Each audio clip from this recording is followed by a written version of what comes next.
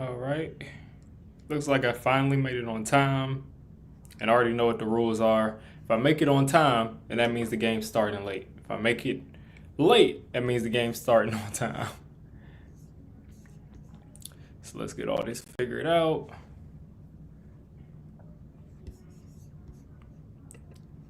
I don't know why there's no sound on this video I got.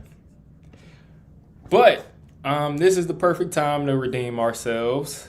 Try to get back on track, or close to being back on track. I think the playoffs are pretty much off the table at this point. But, you know, maybe there's something fun still that we can get into.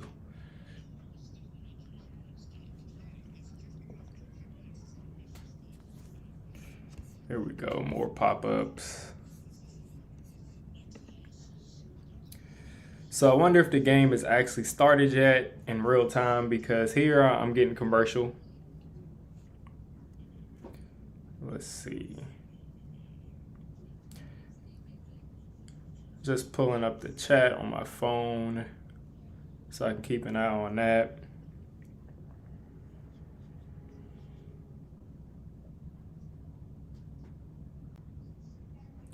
Let's see. All right, I see we got Digital Man. He said, yeah, listen, I'm superstitious too. And I'm just realizing my mic is way across here. All right. So hopefully you all can actually hear me now, because my mic was way over somewhere else. But I'm superstitious too. And if we start to lose, I will probably switch backgrounds and see if that helps us out. But for now, I wanted to try to get the best experience possible for anybody that's joining. But yeah, if we start to lose, I'll probably go back to the other way.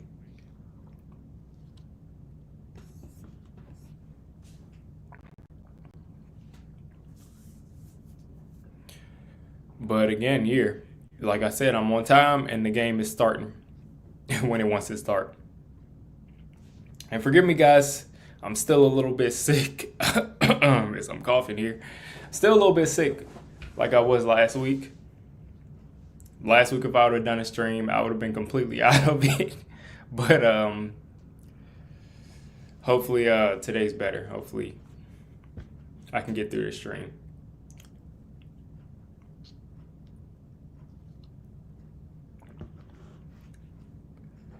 But again, like we're getting all these commercials when the game should be starting at 1 o'clock. It's 1:03. The game hasn't started. So apparently the Eagles have the ball, and hopefully, let's see if I can pull up StreamYard, and hopefully that's showing up right.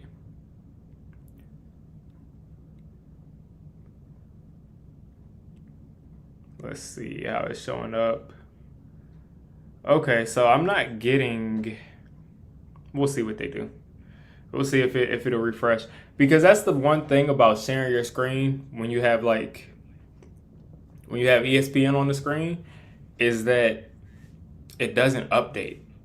You don't get the live updates that you normally get on ESPN, and it's just showing that the game is going to start at 1. So let's see if I can refresh this. Yeah. Okay. So I'm just going to have to keep scrolling back. But for now, Jamie Gillen will kick this off at 60 degrees, 5-degree northwest wind, so perfect day for football. At the link. I'm getting some feedback. Okay, that's me. Flag on the opening kickoff. After Gillen kicked it off. I'm glad that Gillen is doing the kickoff, so we don't have to worry about Graham Gano pulling something. So it was a touchback, but there's a flag. So let's see what the flag is here. Brad Rogers, the lead referee here. Illegal formation on the receiving team. Okay. So the Eagles will go back 5 yards to start. And they'll have a first down coming up.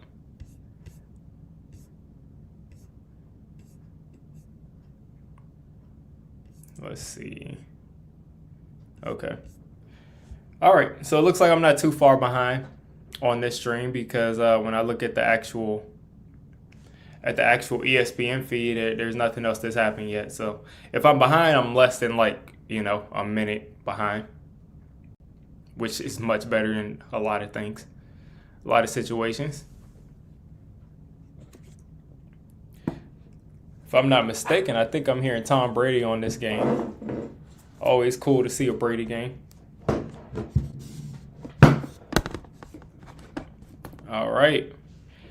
They are still in the huddle. I mean, how long? I mean, the anticipation, this game is taking forever to start. They're still in the huddle. They're coming out of the huddle. And the Eagles come out with, what, 2 wide receivers, 1 tight end, 2 tight ends? 2 wide receivers, 2 tight ends, Saquon in the backfield, Devontae Smith in motion across the formation in the gun. And Hurts should have been sacked, and instead he's going to scramble. And it looks like Tyler Nubin in coverage on Devontae Smith breaks a pass up. Nice job by Tyler Nubin. I rarely say that, but he was right there in position to make that play. Let me see if I can pick this up a bit. I think my head is cut off. So it looked like Lane Johnson just fell down, and he just had a free rusher at Jalen Hurts, and that just kind of blew up that play. So here we go, 2nd and 10. Eagles under center. Hand off to Saquon. It's bottled up, and Saquon is about to house this. And this is why, this is why I say we need to get some help at safety because there's no athleticism at safety right now. Saquon Barkley just went right in between the tackle and the guard and went 80-something yards, untouched. And the angles were horrible. Exactly, Tyler Nubin, horrible. Like, Nubin is horrible.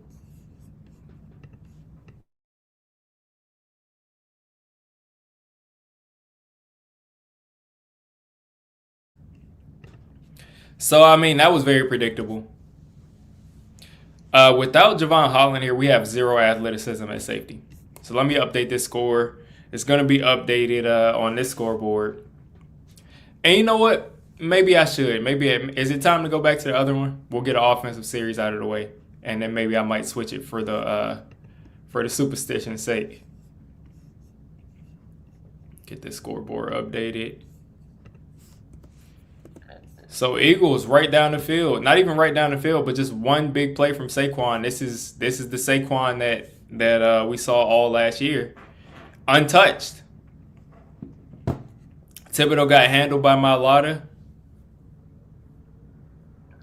So Saquon, I'm pretty sure this is the most yards he's had in a game this season, if I'm not mistaken, 65 yards. Because he's coming into this game averaging 2-point-something yards per carry. So the Giants are going to have to come out and respond. The Eagles come out and, do what they did last year. Punch us in the mouth. Let's see what Jaxson, Dart, and company has in response to this. But again, the safeties are going to be an issue. We're going to have to adjust the way we play defense because we can't really be too aggressive because our last line of defense they're just not athletic.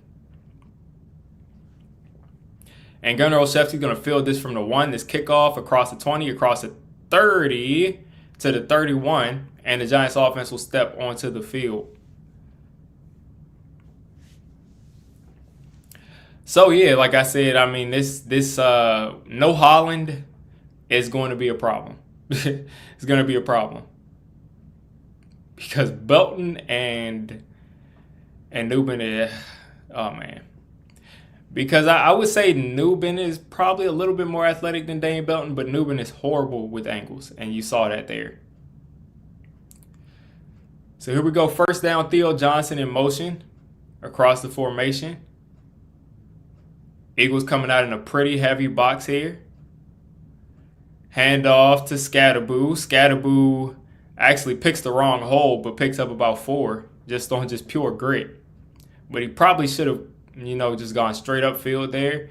And I thought he had some space to probably pick up a first down and maybe do a little bit more, but just keeping his feet moving, was able to pick up 4 or 5 right there. And they're going to give him 4. So 2nd and 6 coming up. Under center still. 2 tight ends. 2 wide receivers. Slayton and Wandale. And we're going to get another handoff. And immediately a flag is thrown. And I'm guessing that is going to be a holding penalty. And I don't know how you get to hold like as soon as the play starts. I'm not sure what happened right there.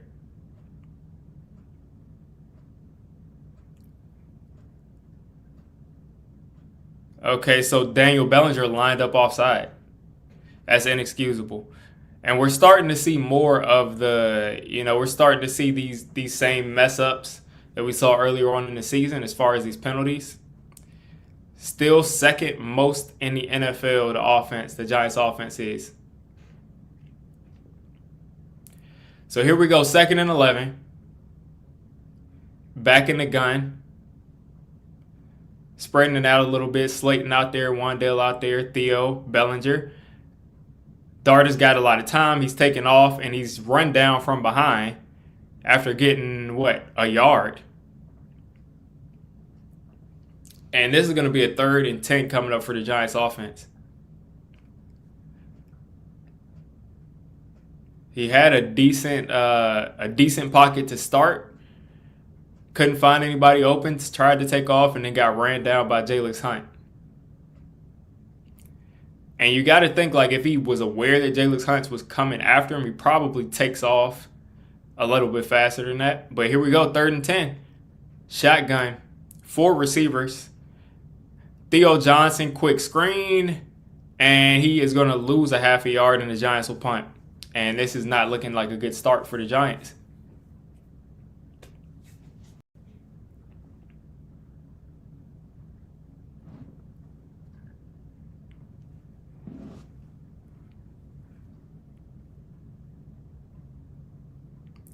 And Xavier Gipson has now found his way onto the Eagles. So this is a dangerous punt returner. He's known to fumble and muff punts, but he's also known to be very dangerous returning these punts. And he's going to call for a fair catch, and they're going to start off at the 25.5-yard line.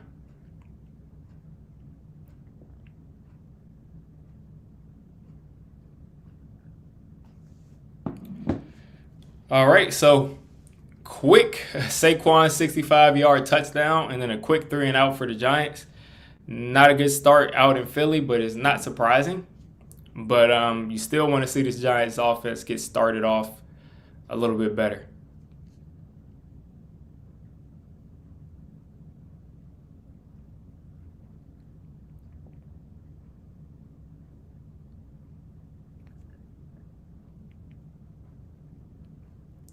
Yeah, and looking at this Daniel Bellinger call, it's like a horrible call.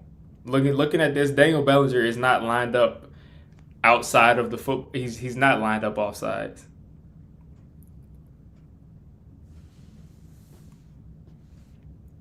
He just a bad call right there. But again, Giants got to play better than they have so far.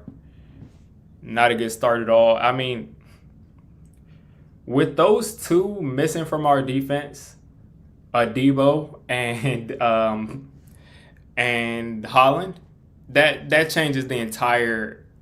That just changes our entire defense. Those are 2 big free agency, signings on the defense, and not only do they help in the pass game, they also help in the run game. And Debo isn't great against the run, but he's a lot better than what we have out there, which is Deonte Banks. Let's see what we got here. Make sure I'm not missing anything in the chat. And again, folks, still a little sick, so stay with me there. What's going on, Carmelo? What's going on, Kelvin? Why throw a screen pass when they needed to throw? I think they just didn't. They didn't want to kind of let that rush get comfortable. It is kind of like a give-up play, but, if it works, then it's a good call. Like that screenplay to Scatterboo last week. I'm sure if that screen pass gets like immediately shut down, then people are gonna say, why would you throw a screen pass there on third down in the red zone? But since it worked, nobody's mad about it. So it's just one of those things.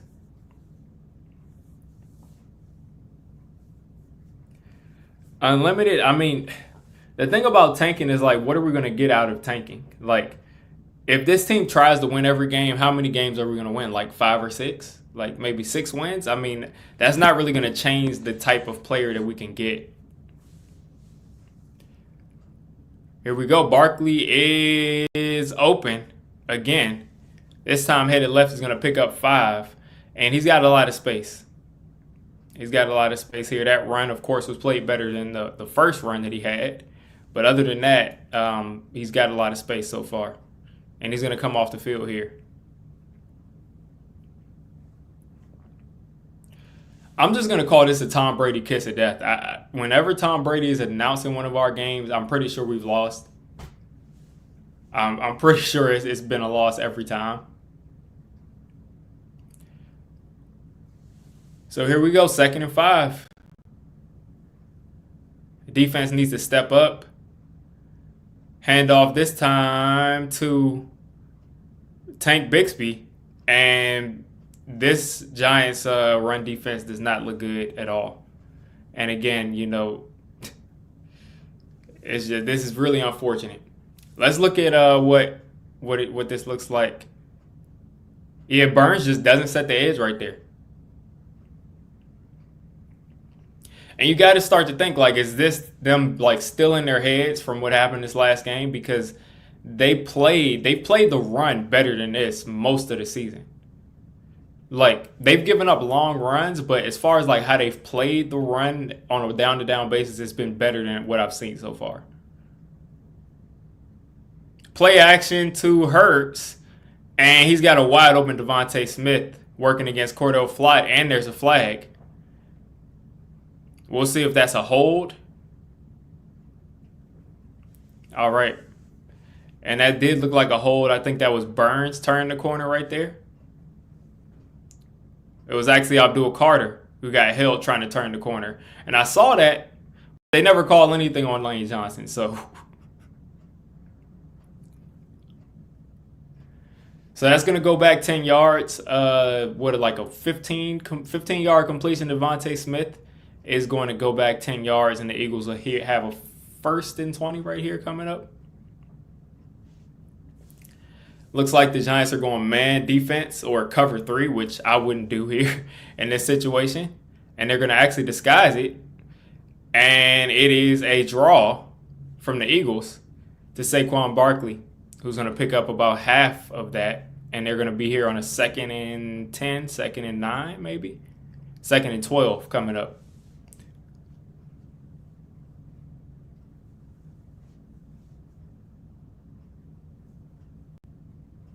Yeah, you definitely can't let them go up 2 touchdowns.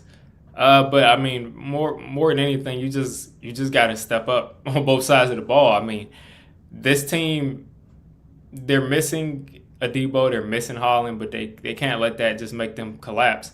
And here they are, screenplay to Saquon Barkley. He's got space, he's cutting across, and he's going to pick up the 1st down barely here on 2nd and 12. And they are learning that they have Saquon Barkley on their team and getting him in open space. So that's Jalen Hurts' first completion, screenplay, Saquon Barkley, 12 yards. Easy stuff there for the Eagles, and they are in Giants territory across the 50.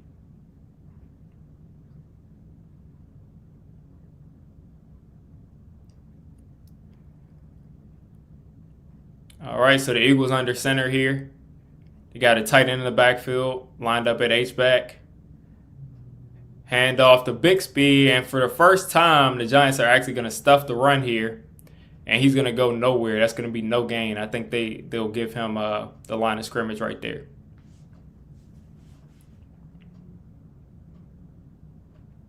So I'm thinking about A.J. Dillon, if he's still on the team. I mean, I know he's still on the team, but is he healthy? I'm not sure. But Tank Bixby looks like he's their second back for now.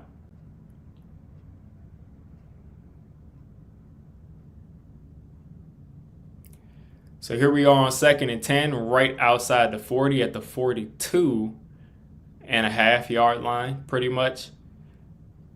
Eagles in the pistol, now in the shotgun.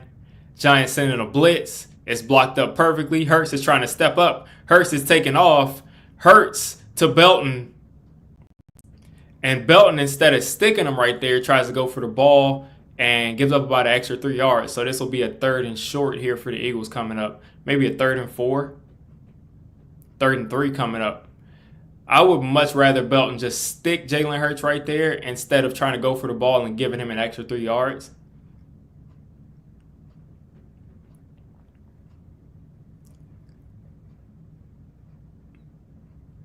I mean, I would much rather Belton just tackle.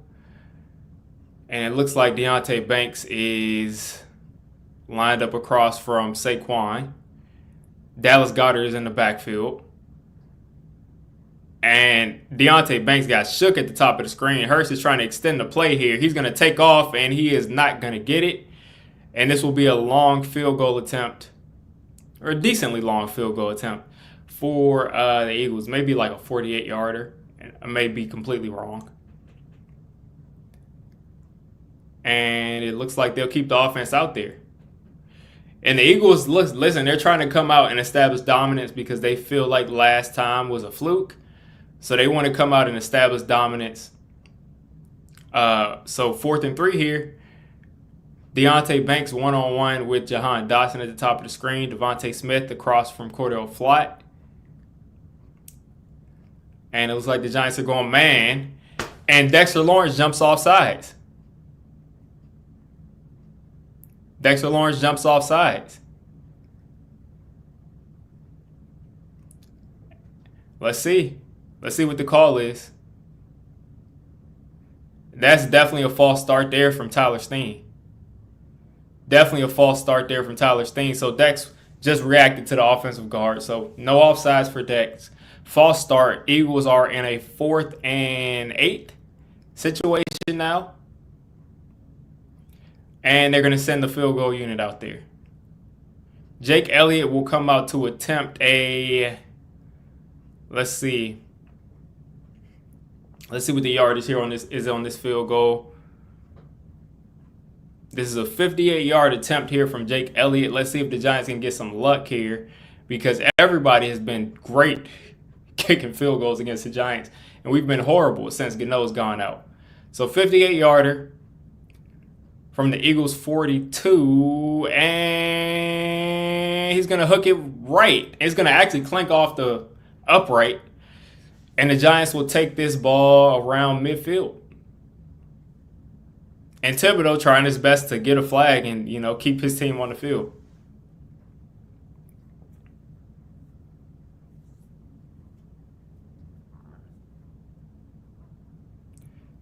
All right, so we'll go to commercial break here. And Sirianni's screaming at the officials because he's thinking that Thibodeau should have been flagged and they should have stayed on the field. But, that would have happened after. That would have happened after the kick anyway, so. The Giants will take over around midfield with a chance to go downfield and tie it. I don't expect our defense to be a consistent factor. I just don't expect that. So the offense is going to have to kind of carry the team today, which is they've been doing it the last couple of weeks. But at the same time, it's like, how long can you expect this offense with this receiving core to carry this team? Especially when they're not playing with the lead. Because you can go out there with 2 tight ends, 3 tight ends, and run the ball, and you can run our type of offense if you have the lead or if the game's close. But if they go up 14-0 and we have to start going shotgun or empty, it is going to get a lot more difficult. It's going to get a lot more difficult because you got to show up with the receivers you have. Hyatt's inactive. So you have Lil Jordan Humphrey, Slayton, and Wandale, which isn't as horrible as it once was, but still not, not guys who are just lining up and saying we can throw ourselves back into the game with this receiving core.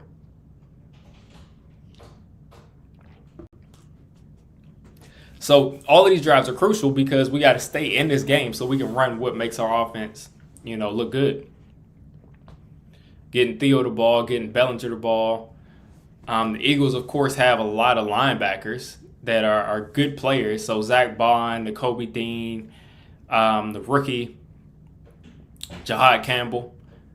And those guys are pretty good in coverage. So, that makes it a little bit more difficult to run what we run, because normally when we put those two tight ends out there, we're able to run the ball pretty well, make teams go heavy, make teams put 3 linebackers on the field.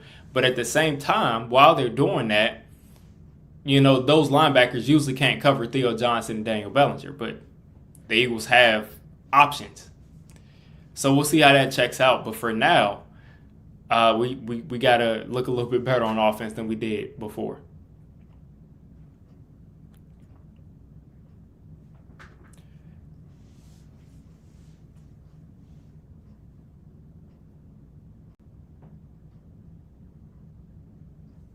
So Nick Sirianni is upset because somebody blew a whistle, some type of inadvertent whistle, as the ball was in midair.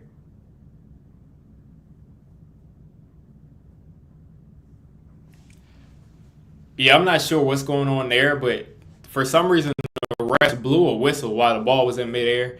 And I mean, technically, by the rules, that should have given him another re-kick, but it would have been BS. Dart is going to have to get rid of the ball. He's going to have to figure out how to get rid of the ball. He just took the most unnecessary shot. He had a guy open after he went right, and he just took off and just took the sack. I just don't get it. One thing Dart has not been able to do so far, he slid a couple of times, but he has not been able to throw the ball away. You got to throw the ball away sometimes. All right, so Giants in the shotgun, 2 tight ends, 2 wide receivers. Bellinger in motion. Hand off to Scatterboo. Scatterboo's going to keep his feet moving and pick up 3.5. So this will make this a 3rd and long instantly. Because I'm sure Dart is thinking, like, let me get back to the line of scrimmage so I don't lose yards. But you cannot take the hit, throw the ball away, and not, hurt your offensive line by saying, like, oh, they gave up a sack. You accomplish a lot by just throwing the ball away. But here it goes, 3rd and 7. After we've had the ball for less than 30 seconds right now.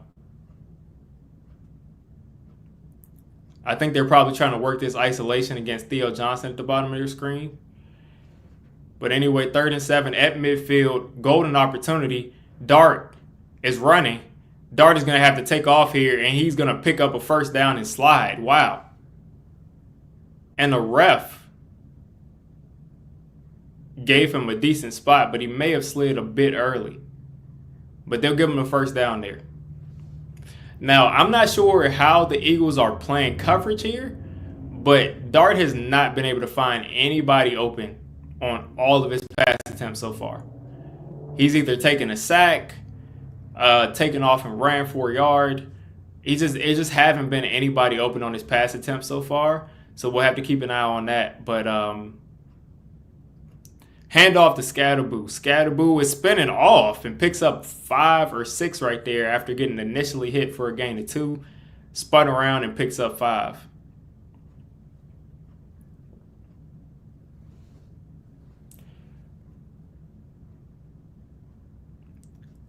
All right, so here on the 2nd and 5, back in the shotgun, 2 wide receivers left. Bellinger looks like the tight end to the right. And Dart has a guy wide open. It's Slayton in the open field and picks up about 15 after the catch on a nice catch and run from Slayton. And the Giants are banging on the door and are in the red zone. Sitting right there, spins outside. Picks up about an extra 15 yards right there. Nice to have Darius Slayton back because he can actually play wide receiver and he's not, not 5'9". But here we go. Back in the shotgun. Eagles sending a blitz. It's picked up perfectly. And you got Scatterboo wide open and he's going to go right into the end zone for a touchdown. Eagles sent the blitz there, and Dart made them pay. Dart has been money against the blitz all year long, and I usually put 7 here, but let's see if we can make the extra point. Eagles sent the backer on the blitz. It looks like what's the guy? Runyon picked up that blitz, got wide open, Scatterboo was, and just walked into the end zone. So let's see if we can kick this field goal, this extra point here for Gano, and make this a tie game. And it is right down the middle. That's the first time I've seen an extra point right down the middle in weeks. So let's get this score updated. As you already are going to see, it's updated.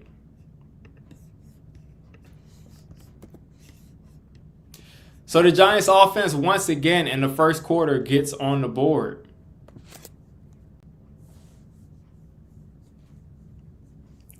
Yeah, nice to get back in the game. Like I said, the Giants offense, part of football is momentum. Most of football, in my opinion, is momentum. And the fact that we consistently get in the end zone in the first quarter every week gives us a chance to win every game.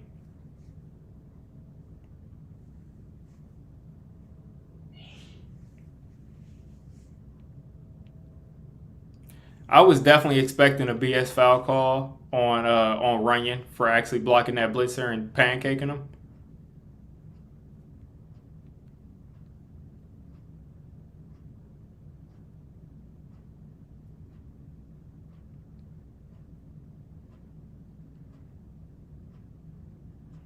I was definitely expecting a BS foul call.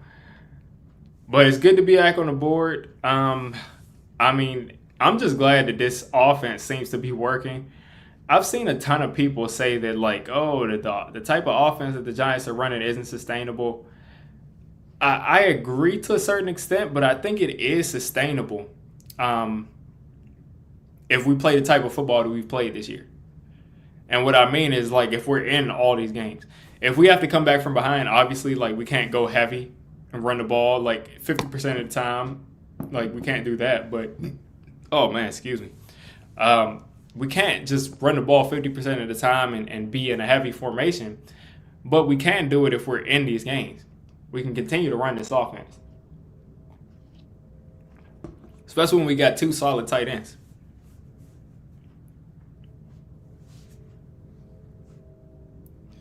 And Cam Scatterboo has been he's been doing wonders for my fantasy team. He's already at 10 points in fantasy. He's got 3 carries, 12 yards, 1 catch, 18 yards, and a touchdown. And it's nice to see Slayton pick up that decently big play. I want to see how long that play was from Slay, because it's like the Giants are just able to create these big plays or reasonably big plays on kind of at will these days. Slayton had a 19-yard completion, and Scatterboo had an 18-yarder.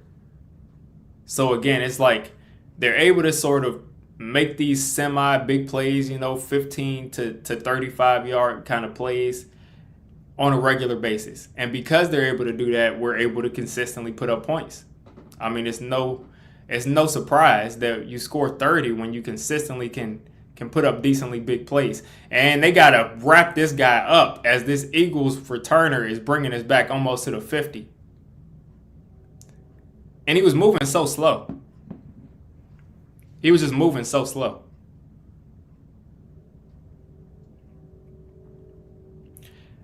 And I was waiting for Scatterboo to score on one of these sort of like wheel routes. Oh my gosh. Scatterboo just kind of pretended like he was going outside and then went straight upfield and just left the defender.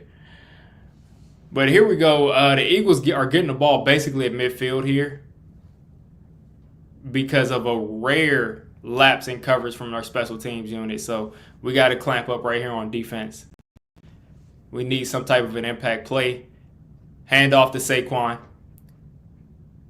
And Saquon is going to get about 3.5. You can tell he's feeling himself. He's starting to fall forward.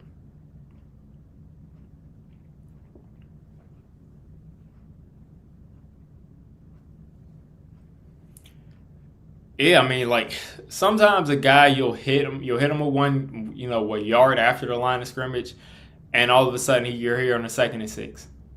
You would expect this to be a 2nd and 8, but falling forward is something serious, man. We see that here with Scatterboo. 2nd and 6 coming up. Giants going man defense. Handoff here, and look at Tyler Nubin did a great job setting the edge right there, and Andrew Phillips came and cleaned up on that jet sweep right there. Really nice play from Andrew Phillips. I couldn't tell if that was Shipley or who that was, but someone got a jet sweep across the formation, and Andrew Phillips did an amazing job holding that to 2 yards because he had a lot of space.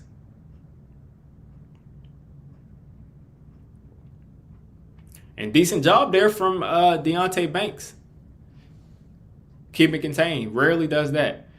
Giants back in man defense. 3rd and 4. They actually are switching to cover 2. And Saquon catches the ball around the line of scrimmage, and Bobby Okereke steps up. And the Eagles started off at midfield, and they are not going to get a first down. And they're staying on the field. The Eagles offense, the Eagles are really, really focused on making sure that they pick up. They're being really aggressive here in this first quarter. This is the 2nd time they've lined up to go here on 4th and 3, just across the 50. And they're spreading it out here. It looks like Giants are going cover 2 again. Hurts is taking off, and he's going to pick up the first. Hate to see that, man. Hate to see it. You hate to see 4th down conversions when your defense does well on the first 3 downs. But, I mean, you got to think that maybe Hurts is going to take off with this. But you just ran out of guys, and Hurts just easily picks up those 3 yards. So here we go, right outside the 40-yard line. Eagles driving, 7 seconds left in the first quarter. We'll see if they snap it. No one jumped off sides. The defender can move, but no one jumped off sides. So we got a pre-snap penalty where the Eagles are thinking it's us off sides, but it looked like they jumped early. There we go. False start here from the Eagles. They'll go back 5 yards. So we have a 1st and 15 coming up, and there will be 2 seconds left in the first quarter. So they'll run one play, and then we'll go. Oh, they'll not run one play. And we'll go into the second quarter with a tie game. Eagles right here in field goal range, or the edge of field goal range. And here on the 1st and 15.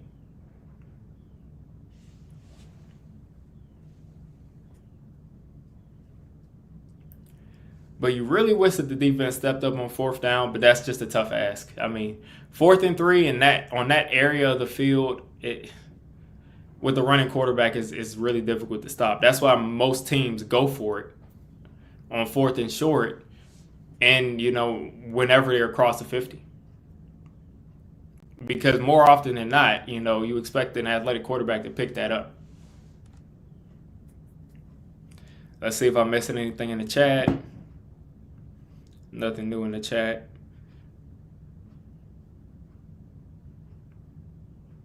But you got to think too, what are we doing there? Why do we not account for Hurts taking off? It's at least have someone in the area in case Hurts takes off, because we just went straight man defense and no one there to account for Hurts. So it's just unfortunate there. But luckily they go back that 5 yards. Hopefully we can try to keep them to another long field goal and hope for another miss. Stunt would have worked wonders. Yeah, we ran a lot of stunts against Hurts that first game, but it seems like they're being a little bit... It seems like they're sending more blitzes and less stunts this game, because I'm guessing they're expecting, Hurts to be ready for these stunts and just taking off where these defensive linemen are leaving to stunt from. I think they're just expecting Hurts to take off. But I would like to see us go back to some of these stunts because they work. Because even against running quarterbacks, if you're running all these stunts and there's chaos there, I mean, I think you can have some success there.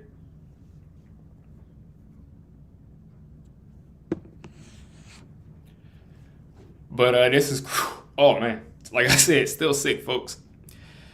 It's like the type of sick where like I'm talking and all of a sudden I'll just lose, not breath, but like just feels like I got a cough.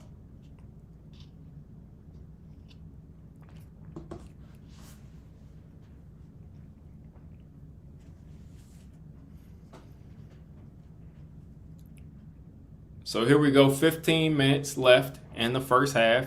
Start of second quarter. Eagles are going to come out here for a 1st and 15. It should be what? Right across midfield. Right across midfield here. They got 2 backs in the backfield. Right at the 46.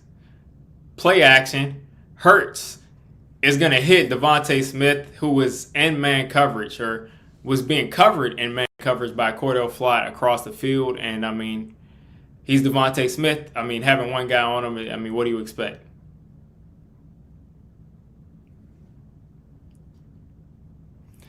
Like, on this play action here, we would have had to hit Jalen Hurts for this not to be a completion to Devontae Smith.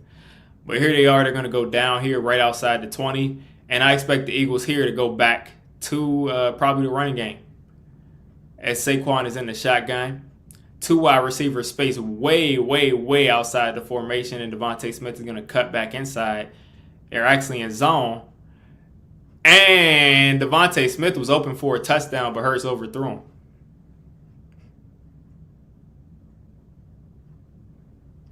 Yeah, Devontae Smith was wide open in the end zone there and just got overthrown. Burns with the ankle and the hip. He's getting the ankle taped up on the sideline. So, you know, he's fighting through a lot of stuff. So here we go, 2nd and 10. Abdul Carter and Kayvon Thibodeau out rushing from the edges. Saquon Barkley, single back. Hand off to Saquon. Nice contain right there. And Roy Robertson Harris is going to slam Saquon down after a gain of a yard. So you have a 3rd and long coming up for the Eagles.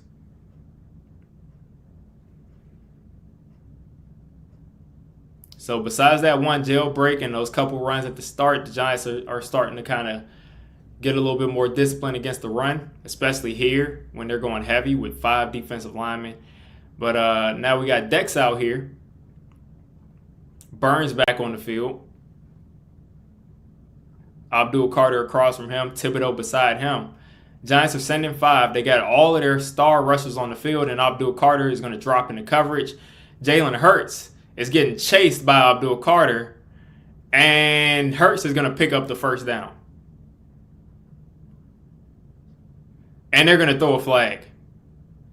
What a ticky-tack flag right there. What a ticky-tack flag right there. What is he supposed to do on the sideline there? Because if he does what Mahomes does and runs into Burns as he's pulling up, then it's a highlight play. Like, what a BS flag. He's hit him.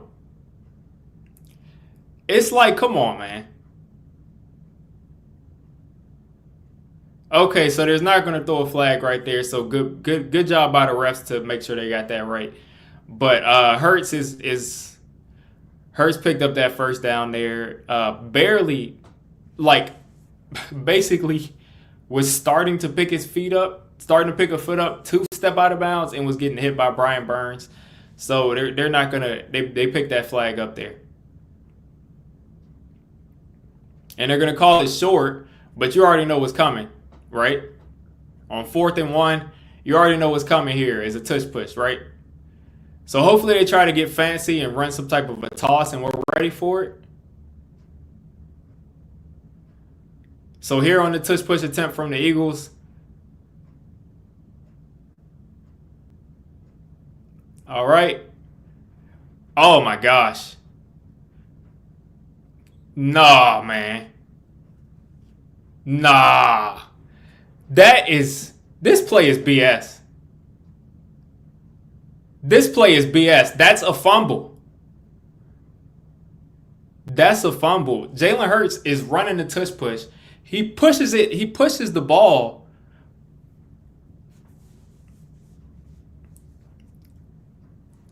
Like, that is a fumble. Jalen Hurts is pushing the ball across. Like, that's clearly a fumble. Jalen Hurts is pushing the ball across in the tush push.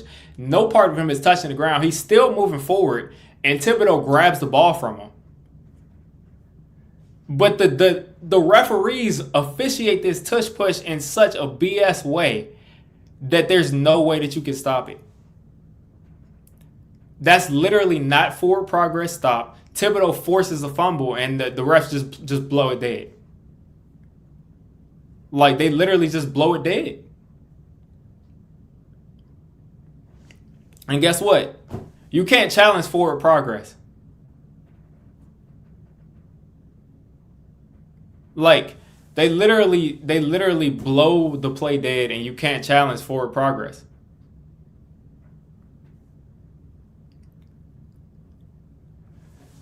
Listen, I was a big proponent of keeping the tush push, but you have to officiate it right. And since they're not going to officiate it right, you have to get rid of this play. You have to get rid of this play because they just don't officiate the play right at all. They're pretending like they're pretending like it's a touchdown.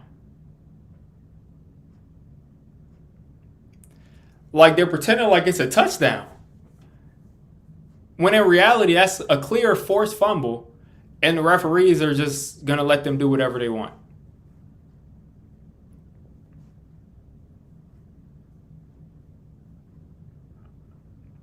Like, they're literally...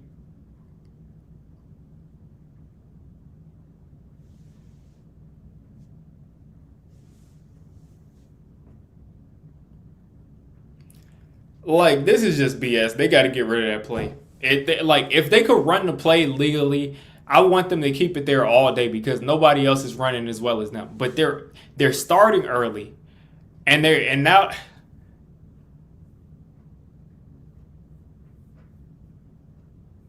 So what is Dable challenging?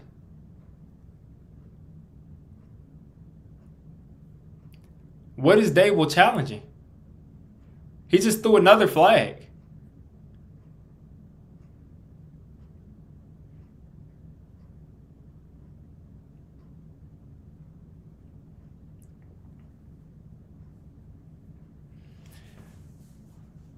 So Dable, whatever, man. I don't like how that worked, but Dable has to keep his composure because I don't know what he's challenging now.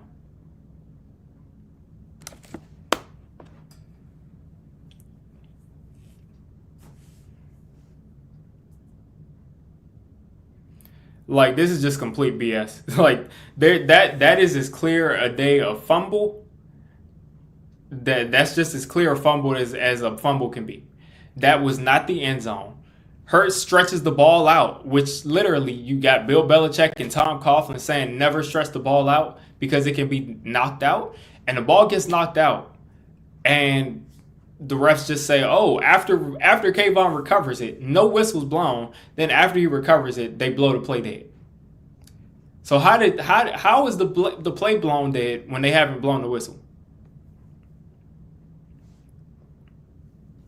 So, I mean, they have to get rid of that play. If they're not going to, there will be nothing wrong with the play if they actually called the false starts. There will be nothing wrong with the play if they called when the Eagles lined up offsides. Like, there will be nothing wrong with the play if they actually officiated it. But apparently you can false start. You can line up offsides. You can fumble the ball, and they're just going to blow it dead. Like, they're just going to blow the play dead.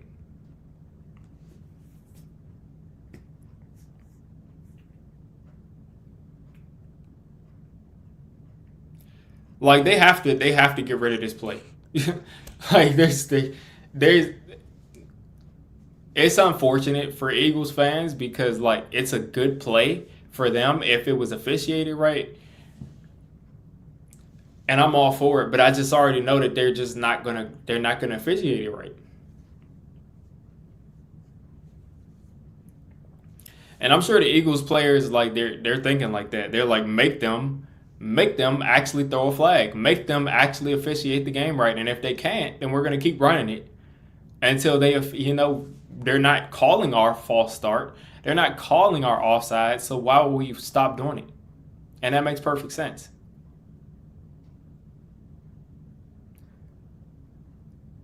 So Dable lost his mind and just threw a challenge flag just for the sake of it. So we lose a time out there and a challenge.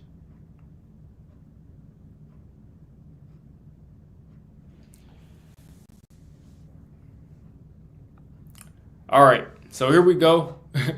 Eagles with a lot of rest and the defense with a lot of rest after that whole debacle there. Hand off to Saquon. Saquon is trying to cut outside and he's going nowhere. He's going to get about a half a yard and go down. That is just very frustrating, though. That whole sequence of events.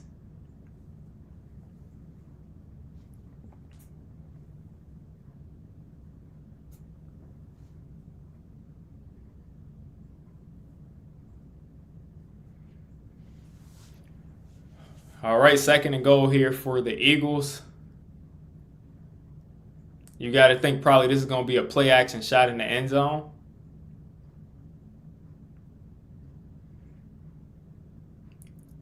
There you go. Saquon Barkley, same thing as Cam Scatterboo. Untouched. Dump off into the end zone to Saquon Barkley. The Eagles are going to go up 14-7.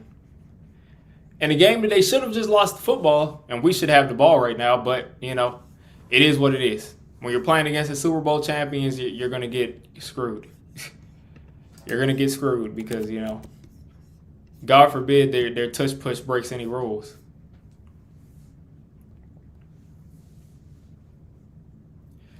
So guess what? I mean, listen, you want to beat this team, you got to overcome the referees, and that's what we did last game. We'll have to do it again this game if we want to win.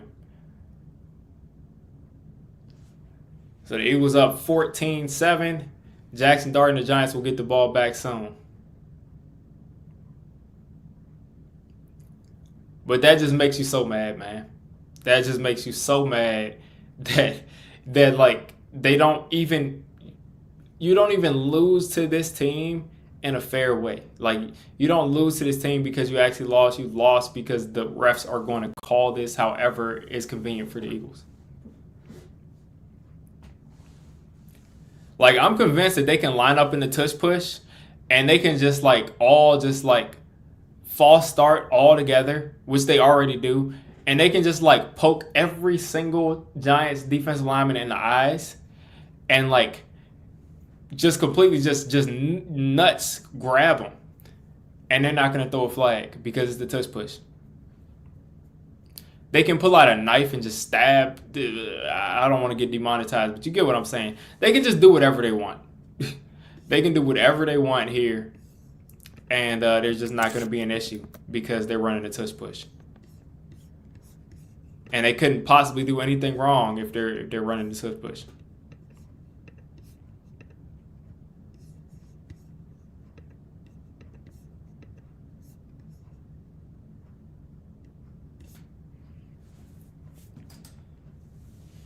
Yeah, the refs definitely have money on the game because also, thinking about this, Carmelo, also when they kicked their long field goal and missed, technically that ref just blew the whistle for no reason. Technically, they should have gotten another chance to kick that football.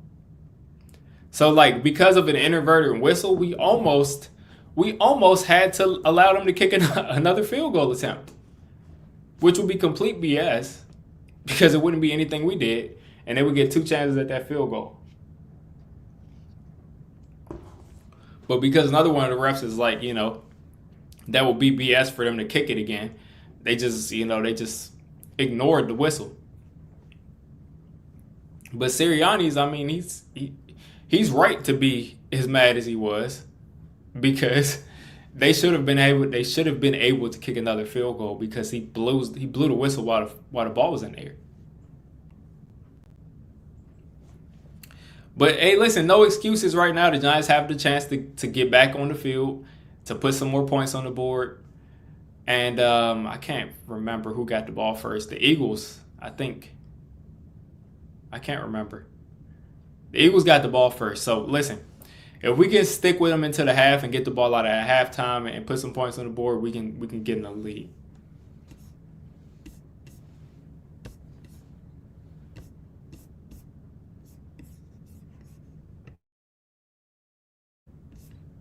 All right, so kickoff here.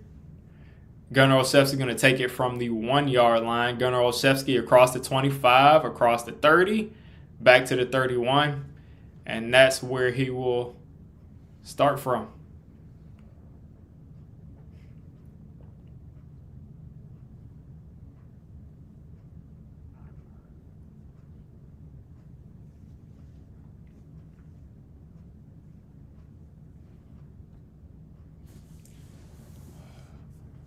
All right. So it looks like Tyrone Tracy is the man on the field this time for the Giants. In the backfield, single back, 2 wide receivers, 2 tight ends. Same story here for the Giants offense. Pitch to Tracy, and Tracy is a little bit indecisive right there. You want him to get a little bit more aggressive the way he attacked that hole, but ends up picking about a yard. But I thought that was decent. It might have been a little bit of opportunity for him. But of course, I want to probably see that again on all 22.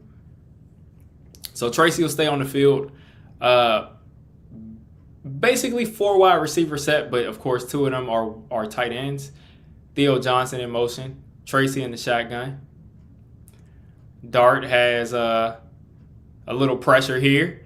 He's getting rid of a guy. He's getting rid of another guy. He's going to throw this, and I mean, what a lot of work that he had to do to get like 6 yards here for Darius Slayton. Slayton came back to that football for real. Illuminor got bull rushed a little bit. Dart made that guy miss, Jalix Hunt. Then he took off left again and threw it to Slay. And Slay came back to that ball so much that instead of a first down, we're here on a 3rd and 2. So here on 3rd and 2, Tyrone Tracy in the backfield. Dart's got a little time. Tracy's going to catch this, and he's going to pick up the first down. Thank you, Tyrone Tracy, for catching it, because there's so many times for the Giants that we drop that football here on 3rd down.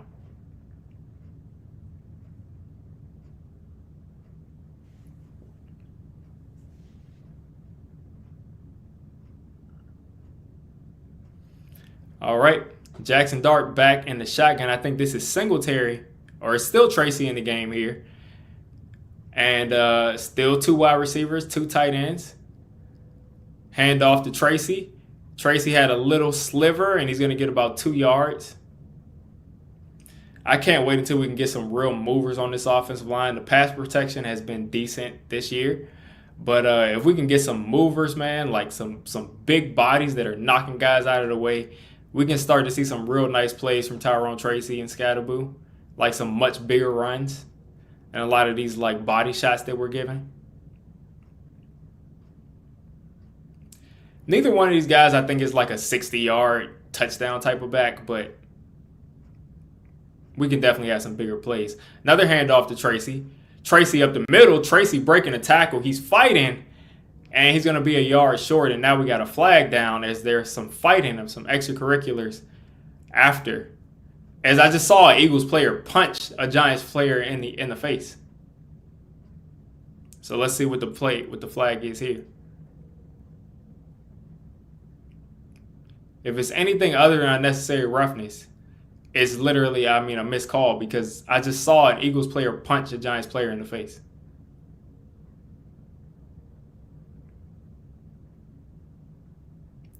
So instead of them calling a block in the back, which there was a block in the back, and calling, that's not a, oh my gosh, whatever. So BS block in the back call, but where is the penalty for a Giants player getting hit in the face after the play right in front of the referee?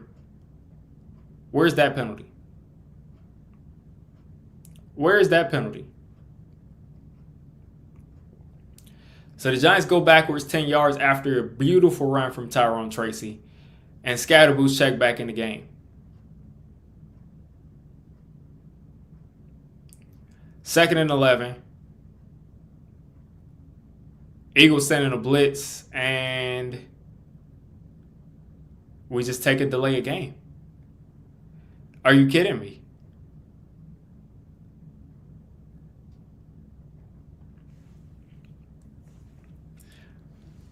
I mean, this is what happens when you're the inferior team. Is like when the referees are already doing their thing to you.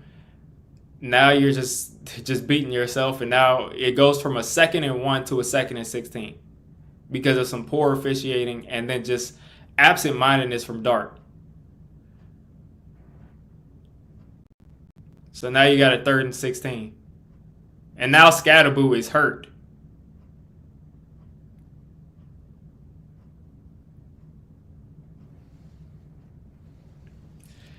This is what I'm talking about with the referees, man. This is what I'm talking about, the referees. Scatterboo's out for the season. Scatterboo's out for the season.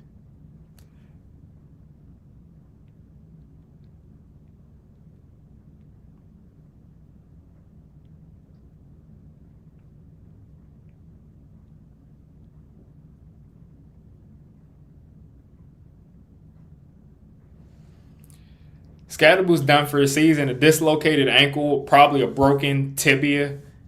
I mean, like, and the thing that makes me mad is that play shouldn't have even happened.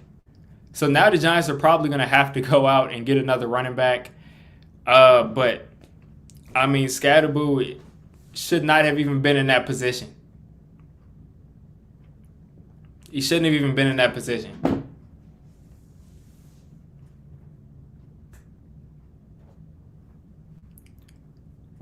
Like, shouldn't have even been in that position at all. Because the flag shouldn't have been thrown.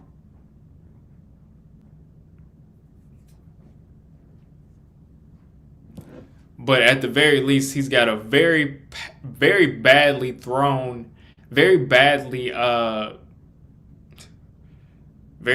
dislocated ankle. And then on top of that, he was definitely interfered with on that play.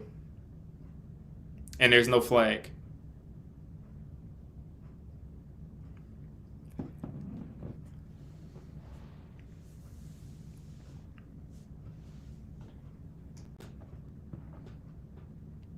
Like, this is why Giants fans hate the Eagles so much, because, like, we always get horrible calls against us, and then all of our players get hurt against the Eagles.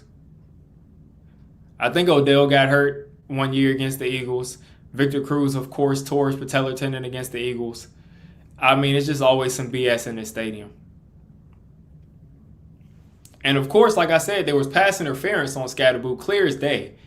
And we just don't even throw that flag either. So insult to injury. Insult to injury, we just lose everything.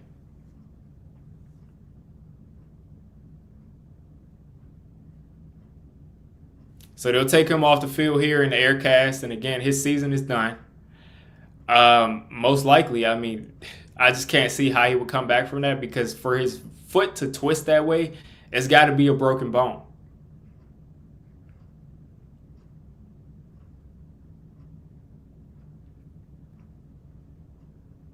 Like, there's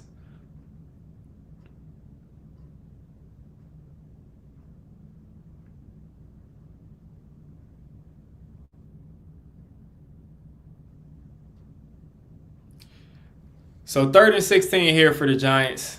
After losing Scatterboo, it's an all Tracy game now. It's going to be Tracy the rest of the season, most likely. Dart taking a deep shot. Slayton one-on-one gets interfered with, and there's no flag. Like, come on, man. No flag there. Okay. That was a beautiful throw from Dart. It's just Slayton couldn't catch it. And if there should have been a flag on that play. I was right, but the flag should have been on Slayton.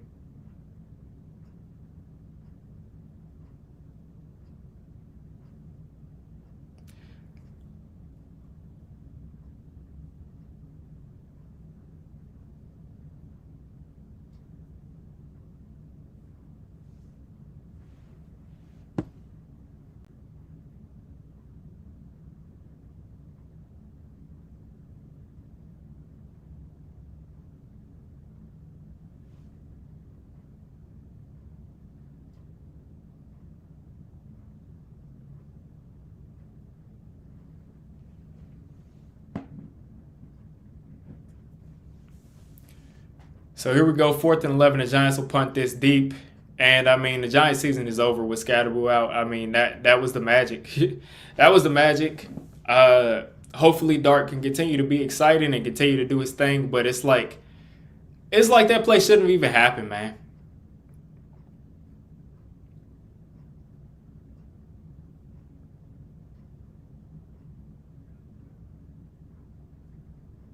Like, there's no way that play should have even happened because there was a BS call that put us in that situation. And Scat wouldn't have even been leaving his feet for that to happen if we had just taken the first down. I mean, if they had just made the right call.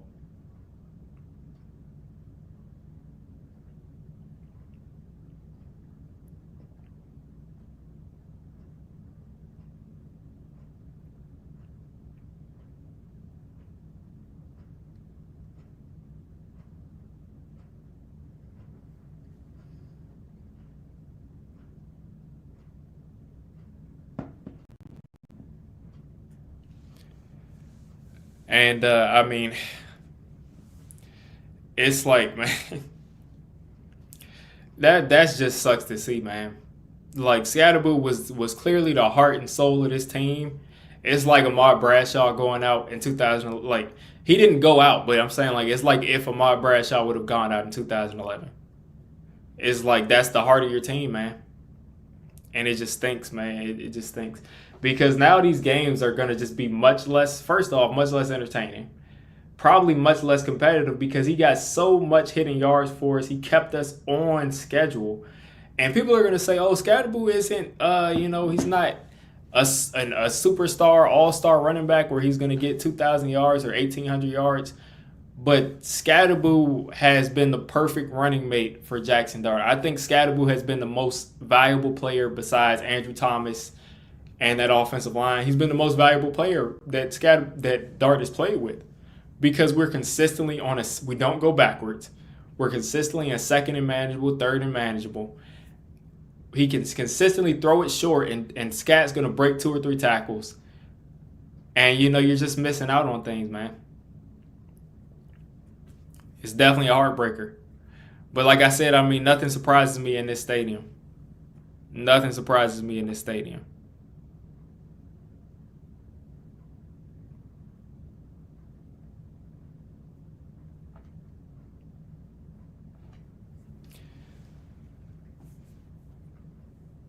Nothing ever surprises me in this stadium that we all have like devastating injuries in this stadium.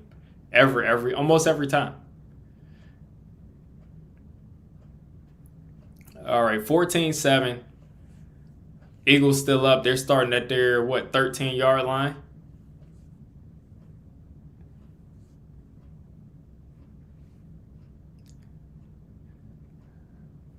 Jalen Hurts has a ball batted, and that ball's just going to hit the ground.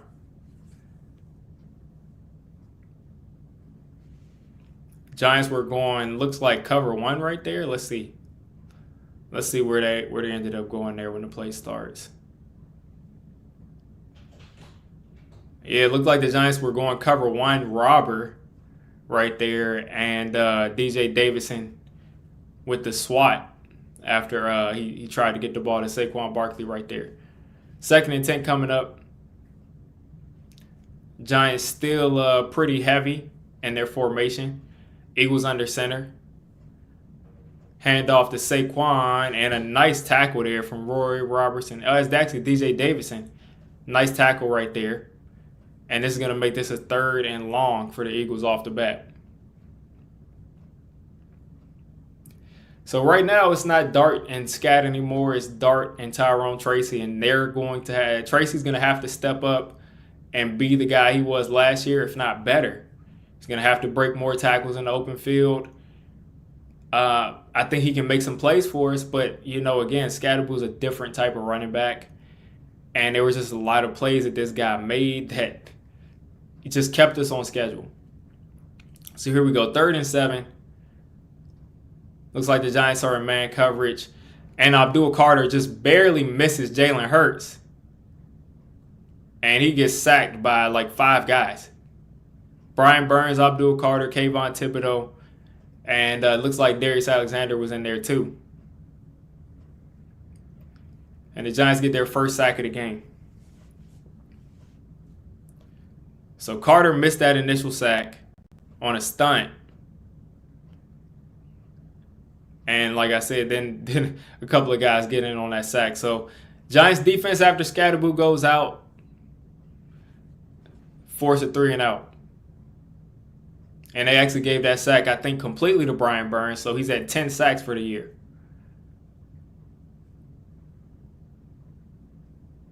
And Gurno Chefs is going to call for a fair catch at the 34.5-yard line. All right, so decent field position for Jaxson Dart. He's not going to have his guy with him, but you got to embody him. And that doesn't mean go out and drop your head and hit people, but it does mean keep that intensity.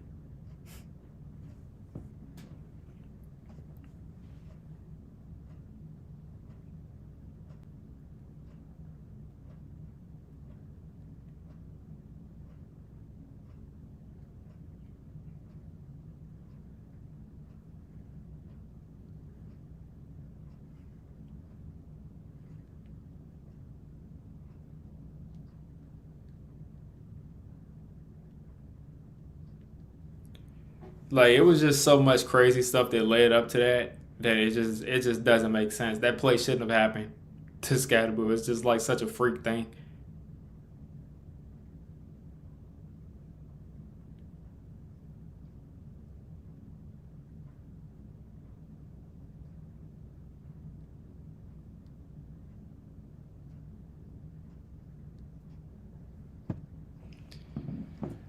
But I mean, we got like the only way that we can keep our level of competitiveness up with a guy like Scatterboo leaving is just guys have to start executing.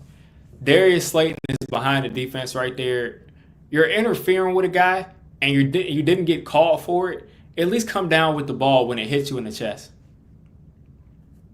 Like, at least come down with the football there.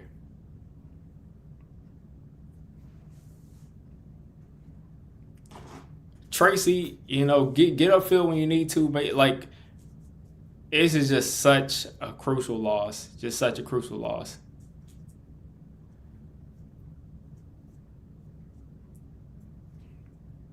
And it's just so much BS that we only got like 5 games of Scatterboo his rookie year. And this year he's literally the reason why a lot of people are selling, why a lot of Giants fans are coming to games now. Why even probably fans of other teams are going to games now. And, we only got 5 games of that his rookie season.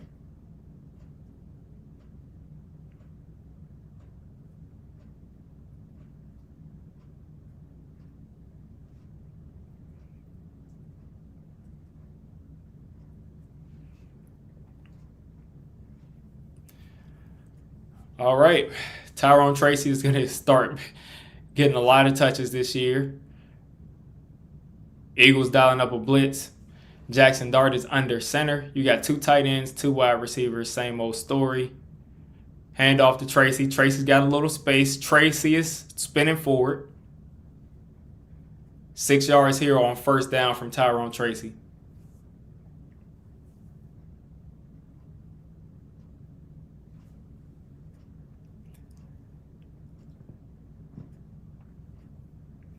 Second and 4 coming up. 5 minutes and 40-something seconds left in the second quarter. Same formation. Under center pitch here to Tyrone Tracy. He's cutting back, and he picks up a first down.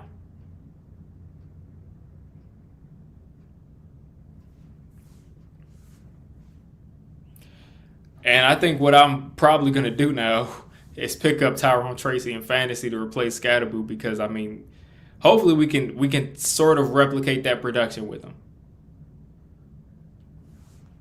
And I'm not going to be able to do that till the game's over.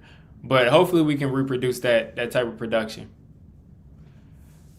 Out here in the shotgun, 3 wide receivers set, and one of the wide receivers is Theo Johnson.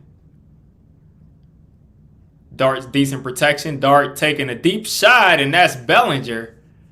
Bellinger continues to flash. That time it looked like he came over on a crosser. Confident from the pocket. Nice strike from Jaxson. Dart starts off left. That looked like bench right there. I couldn't hear what Tom Brady said, but I used to kill people with that play in Madden. All right. 1st and 10 here across the 35 at the 33.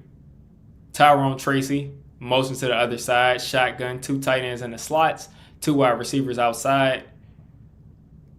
Dart keeps the football. Dart headed upfield, and he's going to get, I think, 6 on first down.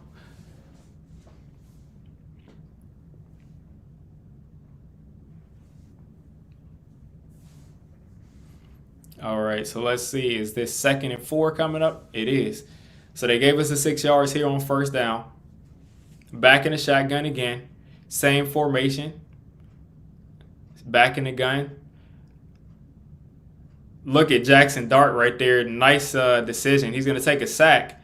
But, again, he ran a play action there. Was going to force it. Was going to throw it sidearm to a player and let the Eagles defender kind of jump out of the jump, and ended up having to take a sack. But nice job not to throw that into danger.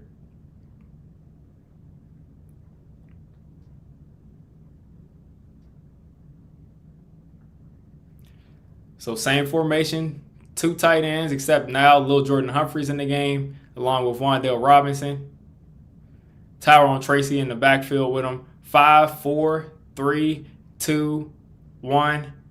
And the Giants are looking like they're calling a timeout, because you cannot keep taking these delayed games. So Dable takes a timeout while the play clock's running down. It's like, I don't know how we're in hurry up and the clock is running down.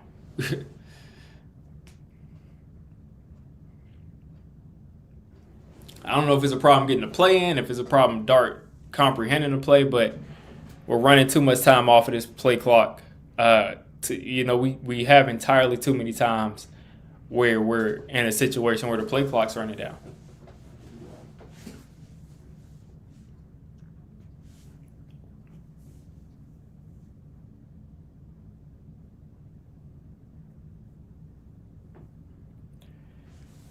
So 3rd and 6 here. 3 minutes left in the second quarter. If we can pick up this first down, keep some time dripping, this will make this a little bit easier on our defense.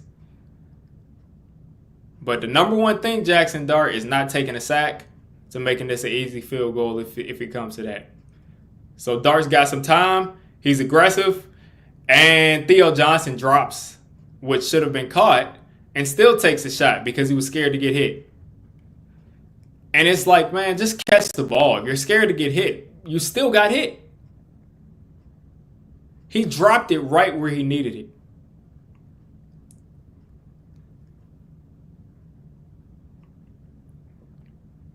Like, what is the point of being scared when you're the biggest person on the field?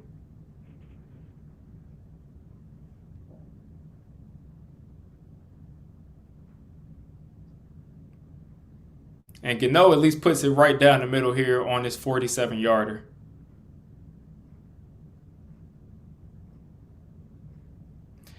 That should have been a completion to Theo. I mean, like, it's like the Giants or the universe will always find ways to screw over their rookie quarterback. because Theo Johnson, I don't know how you dropped that.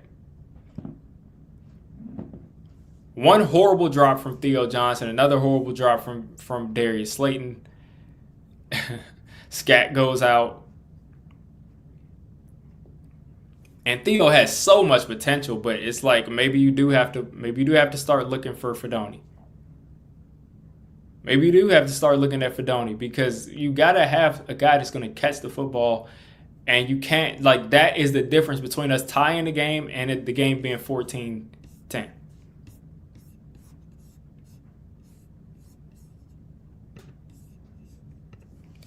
That is so disappointing there.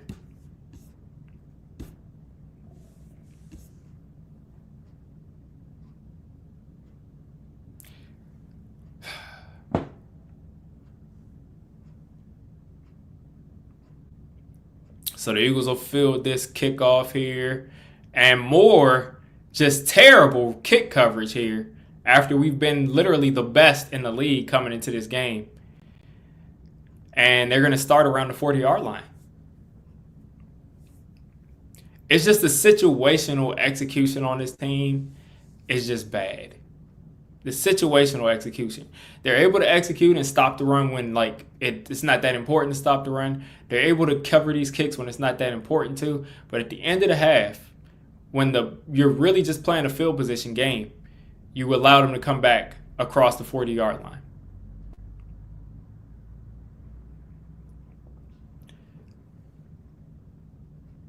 Hand off to Saquon. I mean,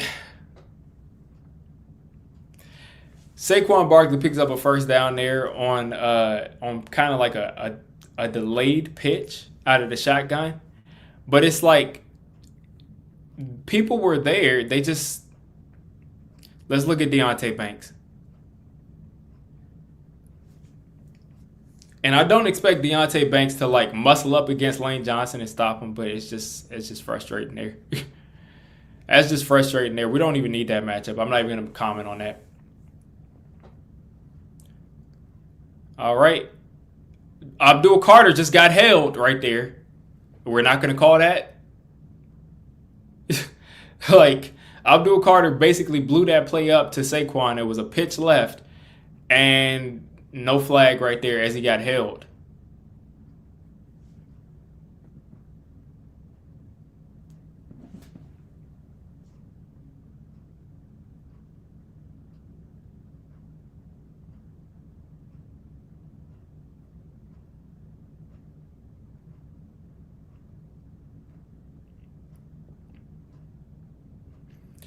So the Eagles are looking like they're going to probably get a field goal. Like I said, there's just no situational execution on this team. Like, there's just no situational execution on this team. Whenever we need kick coverage, we don't get it. Whenever we need the defense to just not give up 18 yards, we can't do that.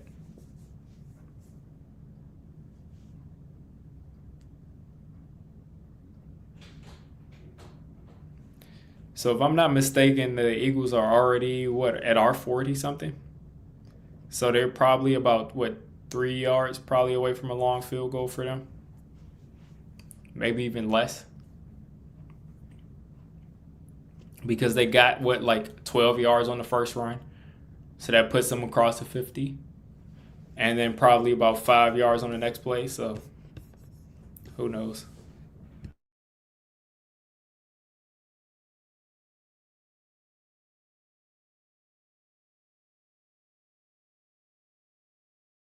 Belly's better than Theo.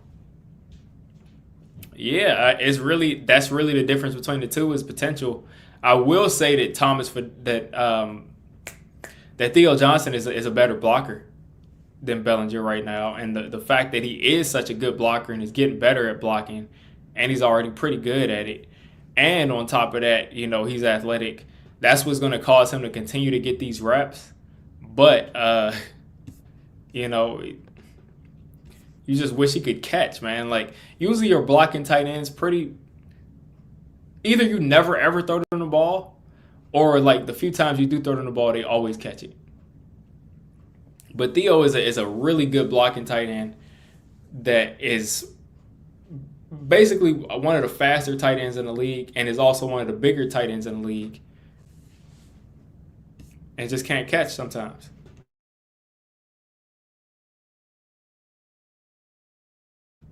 Oh yeah, if you're asking me like if you have to put one tight end out there, I mean sure, but they're going to continue to use the two tight ends. So I mean I think at that point it will be Fedoni if you don't want him, throwing the ball. And there's Saquon picking up another first down. So the Eagles have run the ball 3 straight times at the end of this half, basically ensuring that we're not going to get the ball back before the half. And they're in field goal range.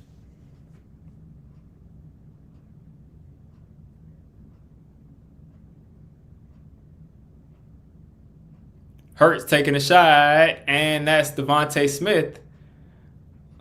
Cordell Flott luckily gets him on the ground. But an easy first down there on a comeback from Devontae Smith. And the Eagles are now like basically about 8 yards away, 12 yards away actually from the red zone. So 110 left, 109 left. Hurts quick throw again. And Flott is getting abused right now by Devontae Smith.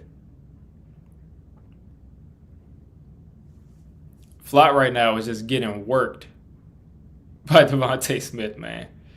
And luckily he's not getting much yak after these catches, but it's like there's no resistance at all.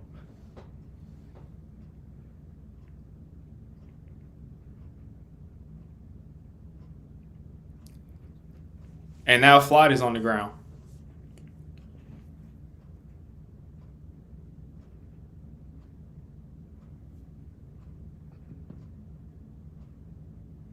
So Karake literally just punched him.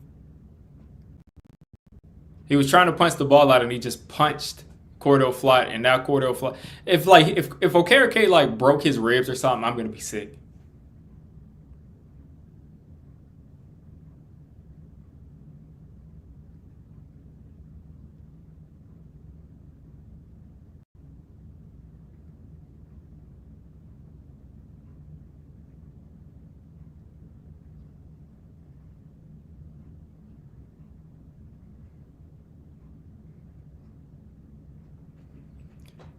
Like, I mean, at this point, man, how do we lose in one season Malik Neighbors and Cam Scatterboo?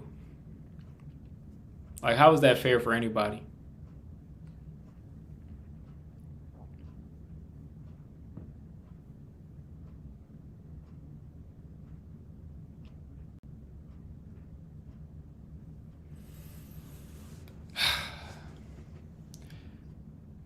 So Flott's coming off the field. It looks like probably just got the... Oh, he got punched in the face. Hopefully it's not a concussion. Hopefully it's not a concussion, man. I'll be sick if that's a concussion. So we got Deonte Banks and probably Art Green in the game. So another dump off to Saquon Barkley. And Newman's going to bring him down here right outside the 10. And the number one goal right now is we have 44 seconds left in the half. I don't know who told you to do that. But as we have 44 seconds left in the half, the number one goal is to keep the Eagles out of the end zone. As the Giants go cover one with a backup cornerback. And it looks like a false start there.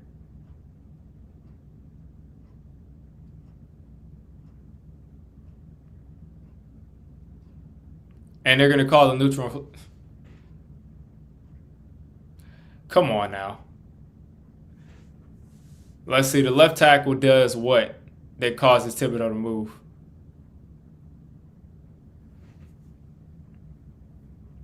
The referees, man. We get a false start and they just like it. What's the point, man? What's the point? What's the point of any of this if we're not like... We're obviously the worst roster, and we're going to get bad calls all day long.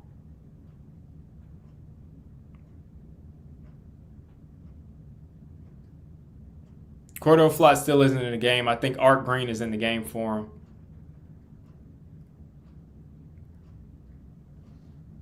And the Eagles take a timeout here with 25 seconds left.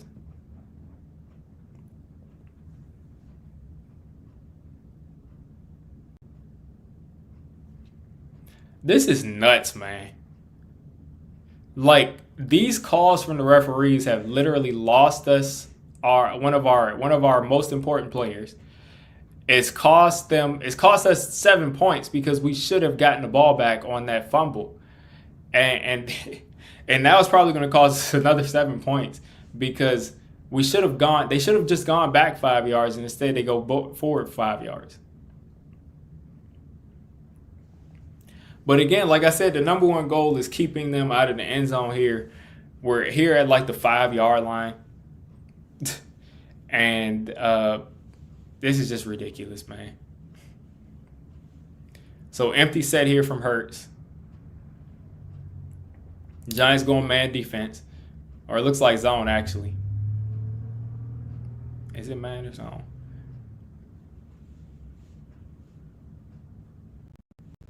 And that was just no resistance there.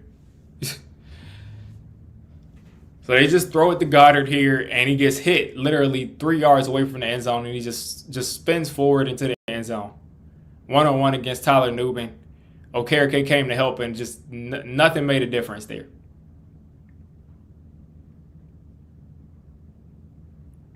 That was actually Muasau that tried to help and just didn't make contact. So there you go. The Eagles go up 21-10 here on some BS calls. And it's just like, hey, man, whatever. No point in actually playing the game when the refs can play the game for you.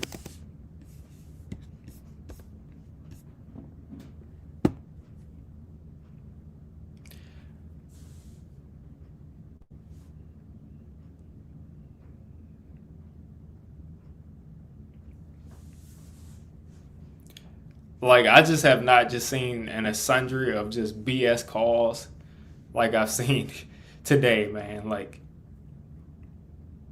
well, I actually have. It happens. It happens every time we play the Cowboys and the Eagles, to be honest. Most specifically the Cowboys, but I mean, like, today, man, it's like, come on.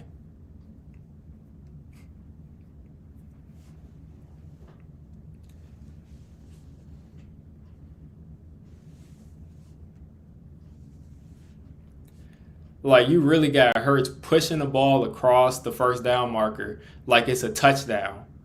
Fumbles it. And just no penalty there.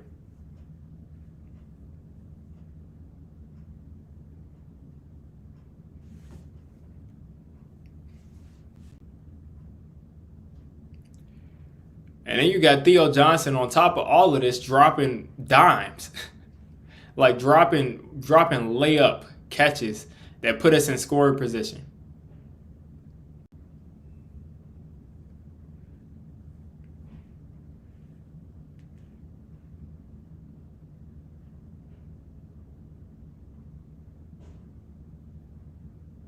So what's going on here? Is Illuminor hurt? Because I see Bo out here. Is Illuminor in the game? Let me see. Illuminor is not in the game. So let's keep an eye on Illuminor.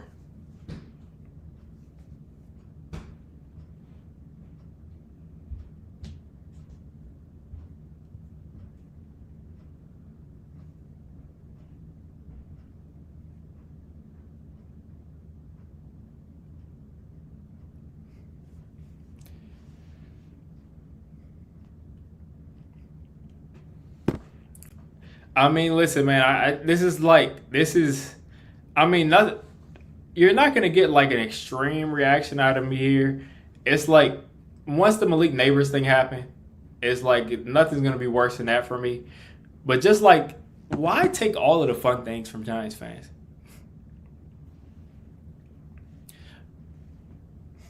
Like, why take Scatterboo from us? Take Neighbors from us? Take McFadden from us? It's like, why just take away all of the best things from us? And then, like I said, with these referees, man, let me take this off for the halftime. With these referees, man, it's like, what are we doing? Like, what are we doing? Why are we in a situation where we have people fumbling the football, where we have people false starting, where we have Saquon gets the ball on a toss left, and Abdul Carter is about to tackle him, and he's getting grabbed, and there's no flag there? Where Cam Scadaboo is getting covered one-on-one, and not only does he get interfered with, he also gets like hip drop tackle to where his ankle is literally shattered. And we don't get a flag there? Like, isn't a hip drop tackle illegal? Isn't that illegal? I mean, there's so many things that I've seen today that are illegal. Then you got Kayvon reacting to Jordan Mailata literally dropping back, literally flinching.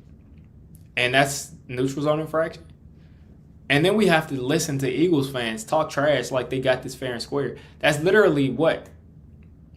Let's say if there's a false start there, let's say they kick a field goal here, and let's say the where they scored their last touchdown, let's say that we actually get the ball there. That's 10 points. Or let's see, 14.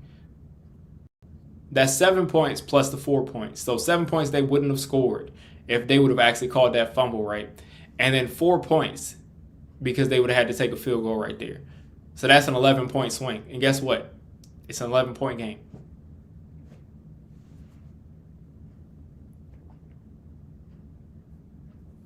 Like, it's an 11-point game right now on an 11-point swing from the referees. We literally like beat this team into the turf last week, like 2 weeks ago. Beat them into submission a couple of weeks ago. I mean, of course they're gonna say that wasn't a fumble because it was on the touch push.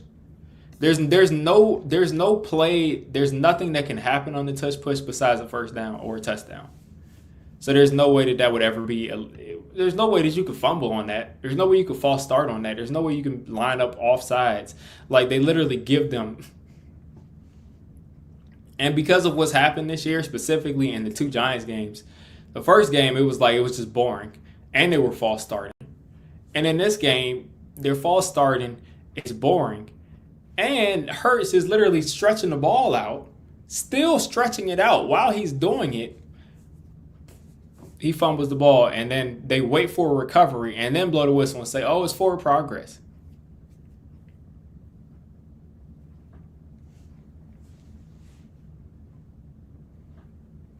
And like I said, you take that touchdown off the board. You take that touchdown off the board, and you give us the false start that we just saw, and they have to kick a field goal there, which you never know. You never know. It could be a 14 to 10 game because they could have gone ahead and just still converted there. But what I'm saying is, at the very least, you've given them 7 points.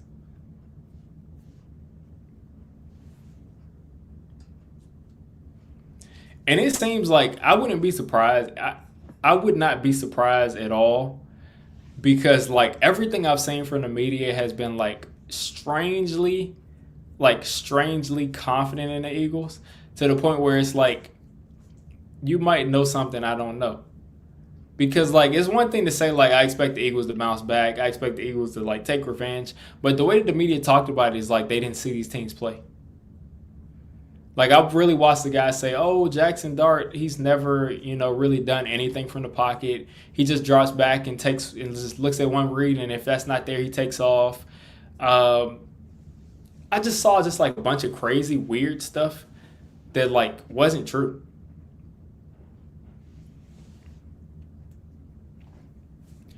And, now you see what's happening, along with the help of the referees. And I know Jaxson Dart is thinking like, man, I wouldn't be throwing it up to Scatterboo like that in that situation for him to get hurt if I didn't take that delayed game penalty. And you got a guy whose ankle is literally twisted around that is the heart and soul of the football team.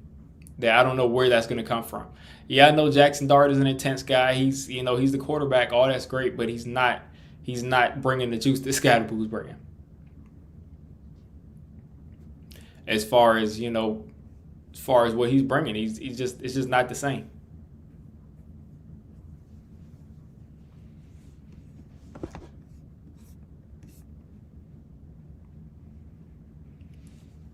Ravens are up on the Bears 13-6. Let's see, Tua throwing touchdowns against the Falcons. The NFL is so weird, man. The Dolphins can look as horrible as they did before, and all of a sudden now the Dolphins are giving it to the Falcons, who have like destroyed a lot of people, destroyed a lot of teams the Falcons have. And I guess Kirk Cousins is in the game, so maybe that's why. And then meanwhile, Joe Flacco is out there looking like Joe Burrow. See what halftime is saying.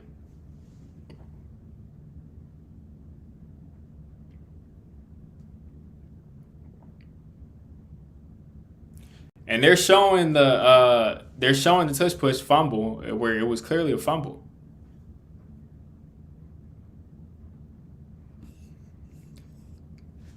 All right, so let's see. He's saying too much hopium.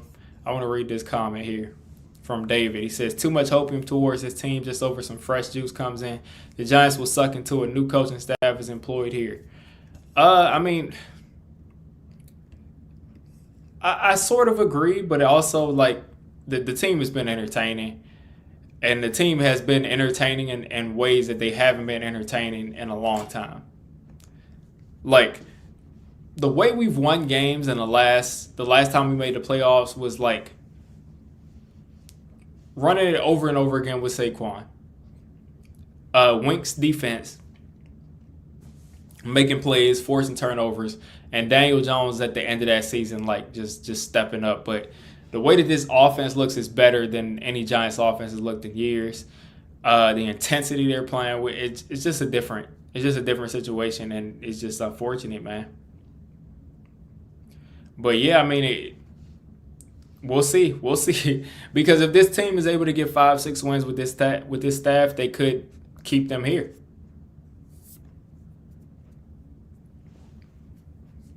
Yeah, we've never had a quarterback that I mean, going back to the 60s, going back to Frank Tarkenton, no quarterback has been moving like this in the pocket, extending plays, making, it just hasn't happened.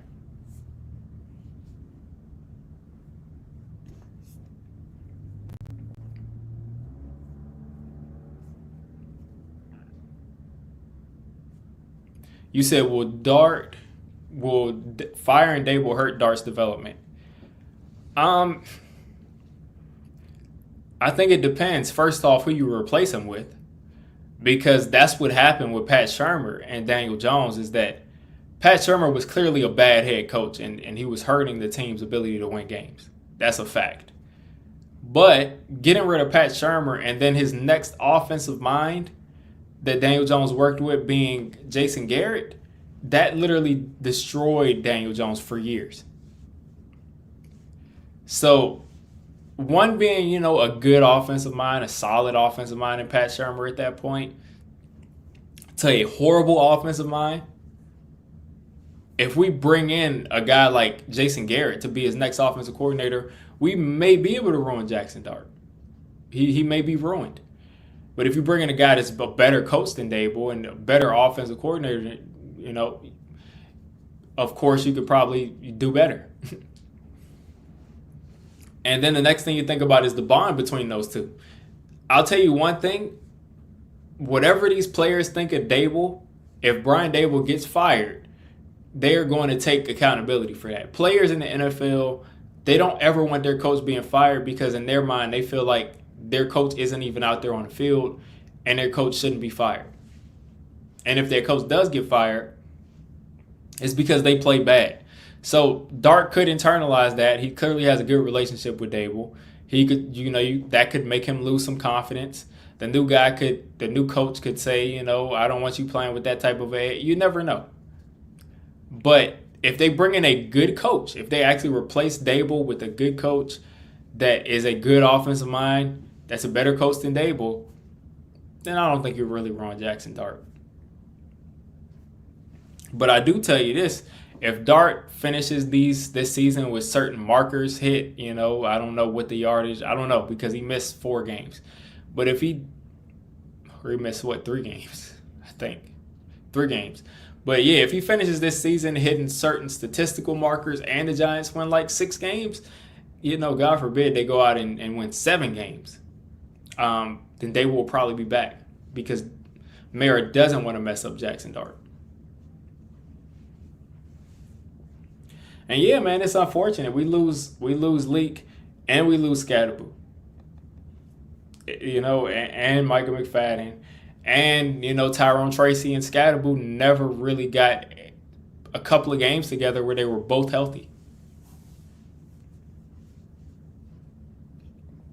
So I'm just hoping that Scatterboo's injury doesn't, leave him as one of the, guys who couldn't ever be the same guy again. Luckily, he's not like a high impact guy, but he is shiftier than people think he is. And, we'll see.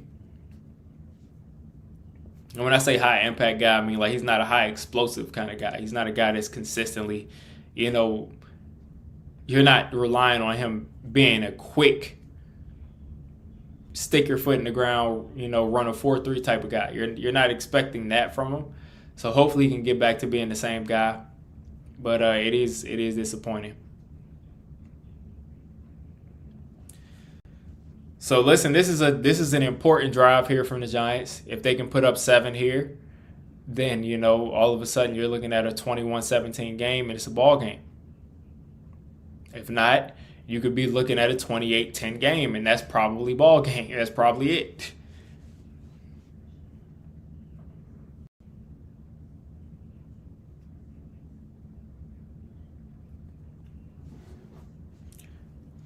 I'm just concerned about the depth at running back for the rest of the season. You had Tracy and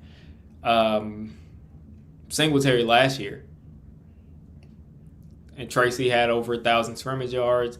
He looked pretty good. It is what it is there, but it just stinks, man. It just stinks that we can't have nice things. We can't see Leak. We can't see Scatterboo.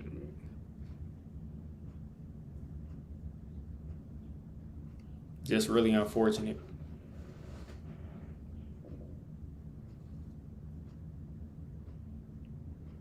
So Jake Elliott will kick this off. Gunnar Olszewski will take this from the 2. Nice block from Singletary, and Gunnar Olszewski will take this off to the 34 3/4.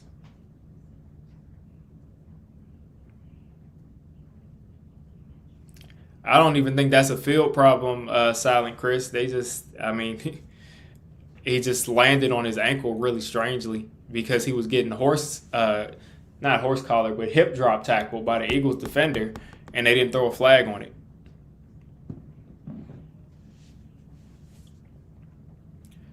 So here we go, the Giants here.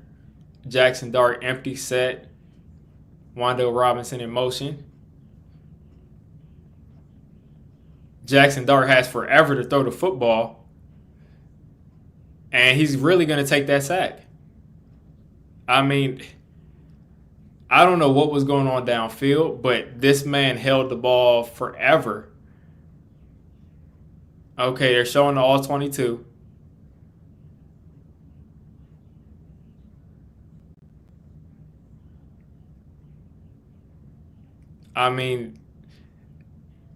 Just get rid of the ball. And Tom Brady says it. You gotta get to him early. Jaxson Dart has not been under a ton of pressure, but he has held on the ball for way too long. And there you go, screen pass to Wan'Dale, and he's gonna go down pretty quickly after that.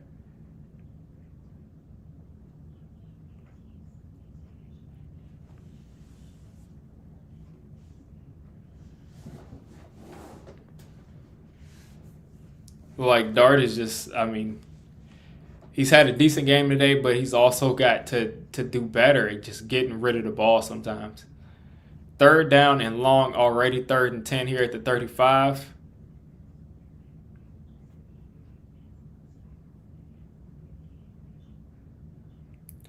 Dart holding it. Dart stepping up. Dart should be able to get a block, and he's actually almost throwing an interception. Try to get it to Wan'Dale Robinson, who had Ringo in coverage, and the Giants will punt. So let's see what Jaxson Dart saw. I thought that he would take off because there's not many people around. He steps up, and you think if Singletary's blocking, I mean, he might be able to pick up that first down. But the Giants will go 3 and out here. They'll go 3 and out right out of the half. And again, if the Eagles go down the field and score a touchdown, then I'm calling game at that point. It'll be 28-10.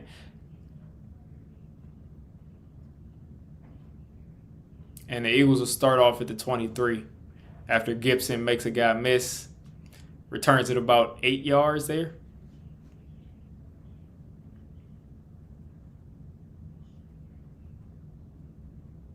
Yeah, you're scared for Dart to be next. I mean, listen, man, who cares, man? Like, if it's happening to everybody, it's happening. And if that happens, then, you know, Dable probably is gone.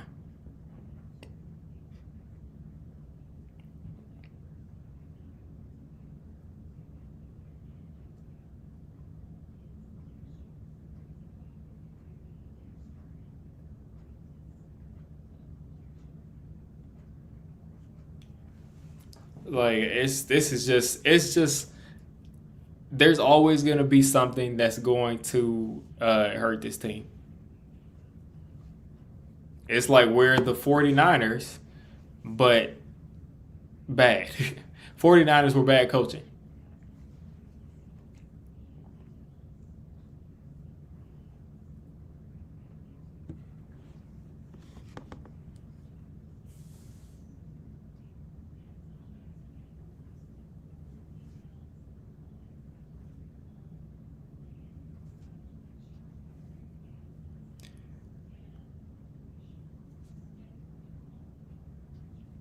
Richard Sherman on Twitter about the tush push says, so a tush push can last long enough for the O-line to push the quarterback, but not long enough for the quarterback to reach the ball and fumble. The more I watch the play, the more I'm confused about it. No whistle had been blown. Yeah. Yeah, I mean, listen, it makes no sense. Because literally, for him to be reaching the ball across, it's like they literally officiated in the benefit of the Eagles every time.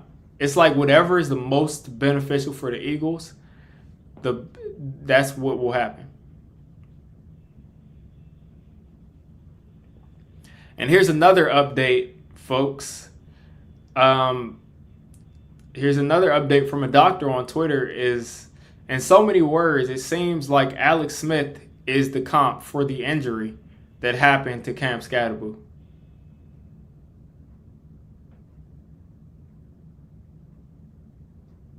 So we all know how Alex Smith ended up having to basically retire after that because he ended up getting a bunch of infections and everything. So hopefully, you know, things go a lot better, but not a good look right now.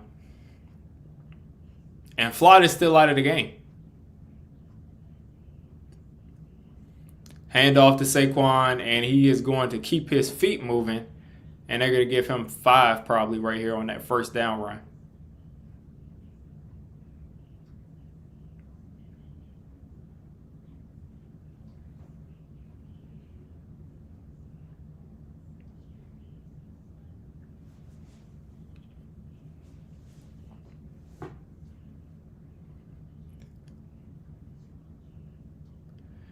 So I'm guessing the Giants will probably go away from man coverage because we have no Cordell Flott left. And Devontae Smith is wide open again. This game is over, folks. Game's over.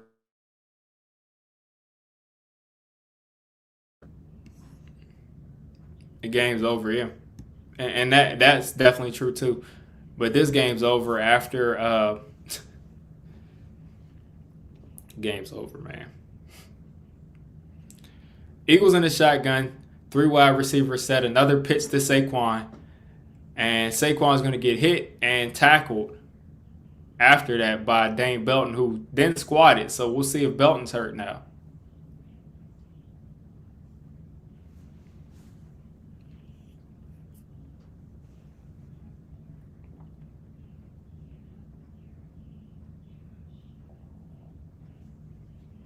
So we're having a 2nd and 4 coming up here for the Eagles, still in the shotgun. Looks like they're going cover 1 here, or maybe cover 3. Jalen Hurts is getting, oh my gosh. And Devontae Smith, just about to cough right there. Oh man.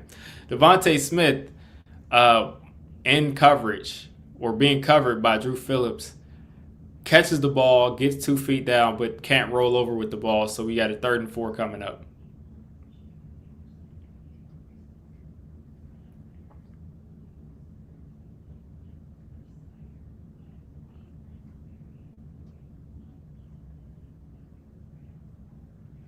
All right, 3rd and 4 coming up. Saquon in the shotgun again, 3 wide receivers. Dallas Goedert in the game. Looks like it's covered up pretty well, but it's not, because Devontae Smith literally had 8 yards of separation on Deonte Banks, and the Eagles moved the change.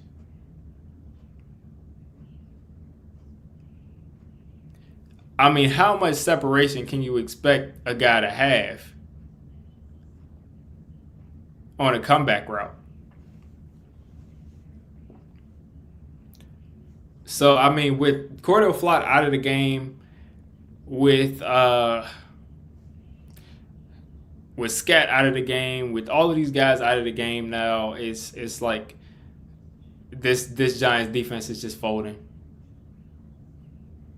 And they're they're gonna just let them just start to play late. So now they're gonna get a delay game here. Eagles will go back 5 yards.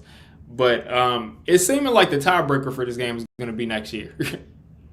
Unless for some reason the Giants win all the rest of their games and make the playoffs, which won't happen. But seeming like the tiebreaker for this game is going to be next year, because the first game, you're missing all of those guys on the Eagles end. In the second game, you're missing all these guys on the Giants end. And then, this game, they're missing A.J. Brown. Our game, we were missing Malik Neighbors. So it's seeming like a domination on one side, domination on another side with some injuries. As Khalil Shakir is cooking the Panthers. But it's just seeming like, for some reason, we're just probably about to get blown out here. Let's just not make it a worse blowout than we did, because that's not fun. Like, let's not let them be able to say, oh, we beat you by 20 points. You beat us by 17, we beat you by 20.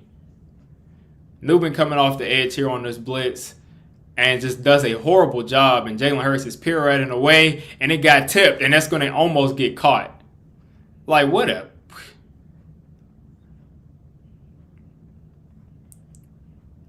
Like, that ball got tipped, and it almost got completed there on the sideline to the wrong person. And Jalen Hurts should never even be trying to throw this ball. Like, that was a horrible decision by Hurts.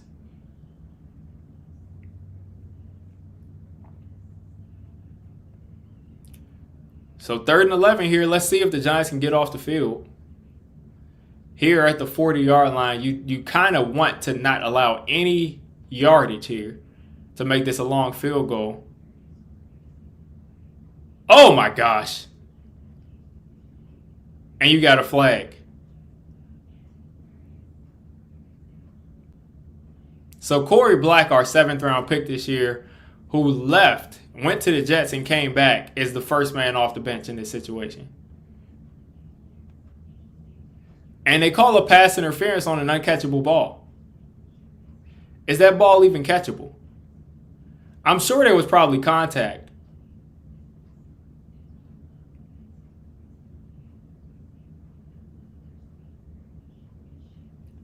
That is a horrible call.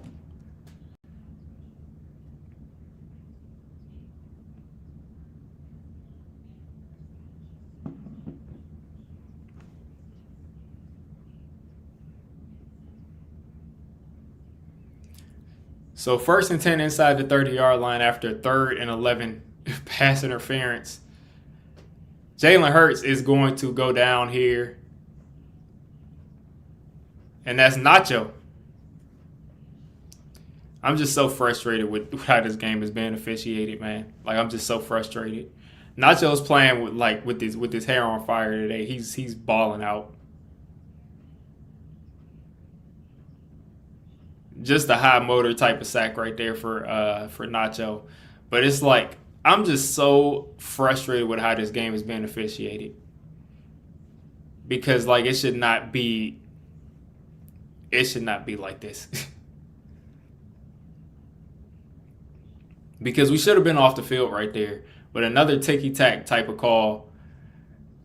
Are we not going to throw... Like, Abdul Carter continues to almost blow all these plays up, and he never gets any holding calls. And he's complaining to the referee right now, which he should. But it's like he continues to, like, be the first man here.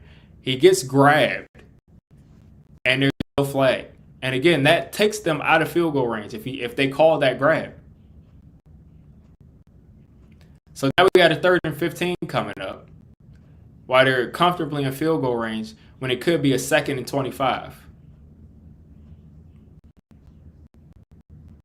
Or 2nd and 26, actually. Giants send it 4 in the pocket, just absolutely collapses. And Raheem Lane lays them out right there, and the Eagles will take the field goal. But it's like they shouldn't even be in field goal range. They shouldn't even be in field goal range.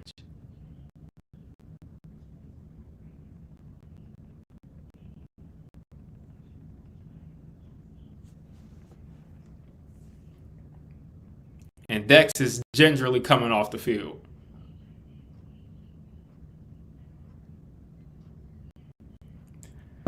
So Jake Elliott will try a 40-yard field goal. And it is good. So the Eagles will go up 24-10, so 14-point game. It's not completely over, but not ideal. Let's see what I've been missing in the chat here.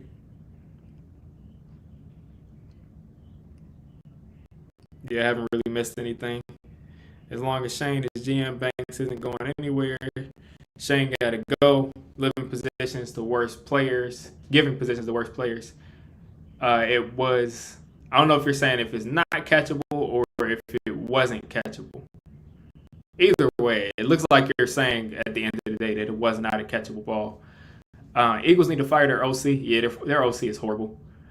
Hopefully they have a good game and this keeps him around the rest of the season or even next year. Carter got hit in the back and no flags. He got blocked in the back and he got held. Dex is hurt. It is what it is there. It is what it is there. There's nobody else that I'm just like, if it's dark, that is going to obviously cause a lot of people to stop watching as far as Giants fans go. But other than that, it is what it is. Like, I want Burns to stay healthy because I want the guy to get like a 16, 17 sack kind of year. But other than that, it's like, it is what it is, man. Like, the Giants are not a good enough team. You have to be like a championship contending type of team to get all these bad calls against you and stay in the game.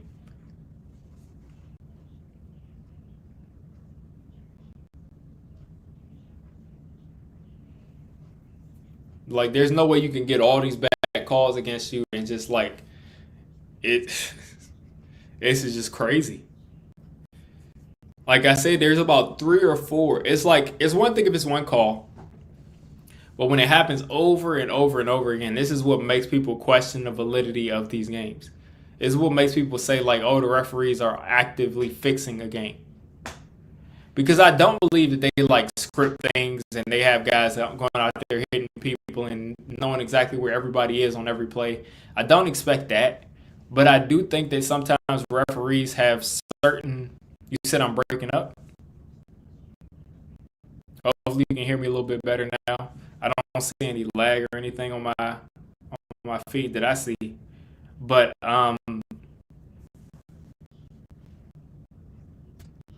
let's see. Not sure what's going on there. Let me see if I can get some audio here. What is that? I hear some static. Do I need to just turn down my feed or something? Turn down my game? Let me know. All right, how does this sound? I hear a little static, but I can hear myself clean on this stream. So if I'm still breaking up, it's probably your connection. I think it's your connection, Carmelo, because I'm hearing myself pretty fine on stream. But here we are under center for Jaxson. Dart handoff. Tracy makes a guy miss and picks up 4.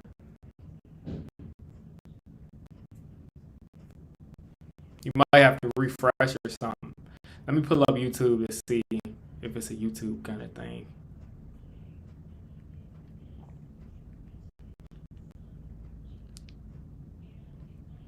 Let's see if I'm coming through.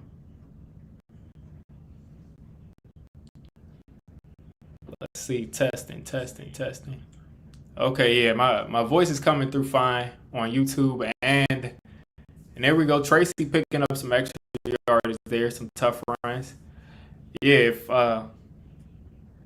that is crazy, man, because I'm listening to my stream and I'm not hearing anything breaking up, which is crazy. Like I'm not seeing any I'm not hearing anything crazy on my end. Both of y'all hit refresh and see if that fixes it, but I mean I'm listening on StreamYard, I'm listening on YouTube, and I'm not breaking up on either one for me.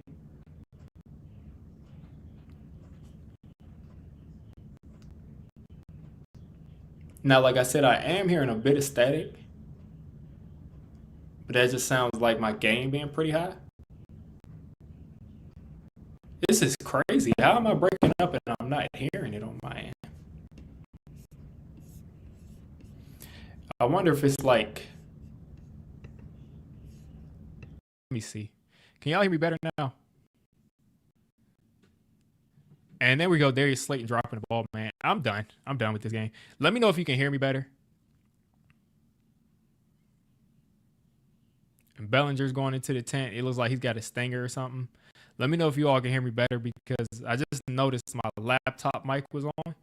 So it may be some issue with that.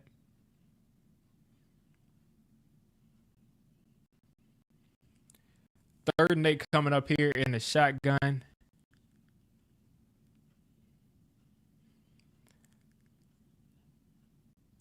Dart hits Theo Johnson for a first down. It's like, I mean, what do you expect, man? It's like, what do you expect from this rookie quarterback after all these drops? Darius Slayton dropping stuff all over the place. Theo Johnson dropping stuff earlier, but that time he catches it. And again, Bellinger's out of the game.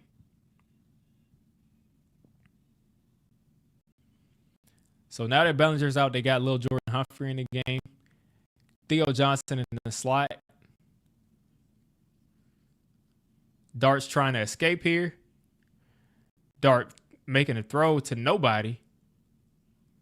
I don't know if he was trying to throw that away or if he was trying to get it to Theo Johnson, but either way, that ball hits the ground. So let me see now. Let's see if I can. Okay, now I'm hearing that breaking up. So what the heck is that?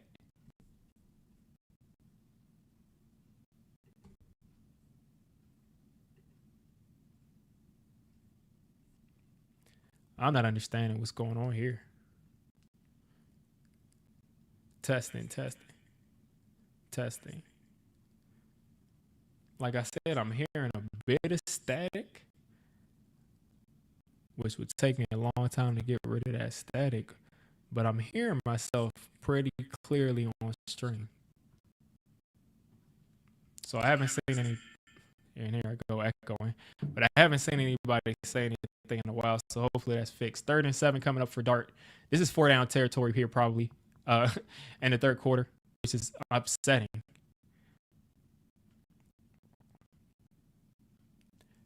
But Theo Johnson and Wandale on one side, and there was offsides there for sure. So they'll make this a bit easier. Let's see what the refs will say. And that could call it a false start.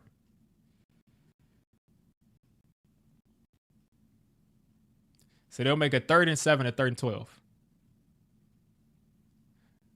But they'll call our false starts, but they won't call their false starts.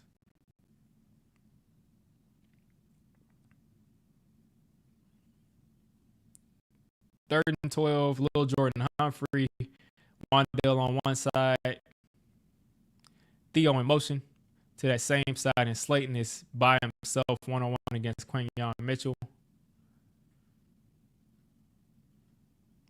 And the shotgun. Jaxson Dart stepping up. He's got Theo Johnson one-on-one, and he's going to pick up the first down. Andrew Thomas got worked on that play, but was able to get out of it. Jaxson Dart was, and pick up a first down. I don't know if that was DB or somebody, but he got right around Andrew Thomas.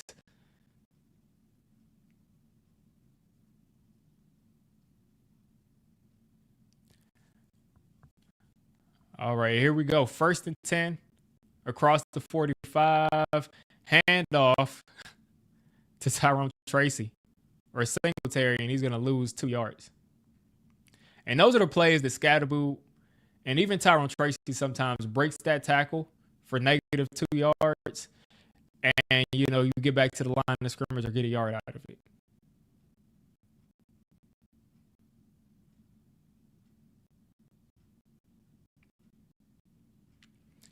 So 2nd and 13 coming up. Singletary in the backfield. Again, still 4 wide receivers set. Theo Johnson really at a big wide receiver. Wandale Robinson on the sideline, making this an easier 3rd down. Giants spending a lot of time on 3rd down this drive. 3rd and 7 coming up.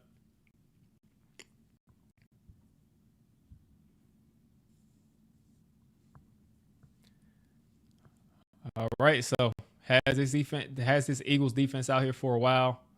It looks like Bo Collins is in the slot. Wandale Robinson in the tight slot. Theo Johnson, the lone wide receiver type to the left. Slayton isn't in the game. Dart's got all day. Dart taking a shot. And a great catch by Singletary because Dart underthrew him by like 4 yards. That is a great catch from Singletary.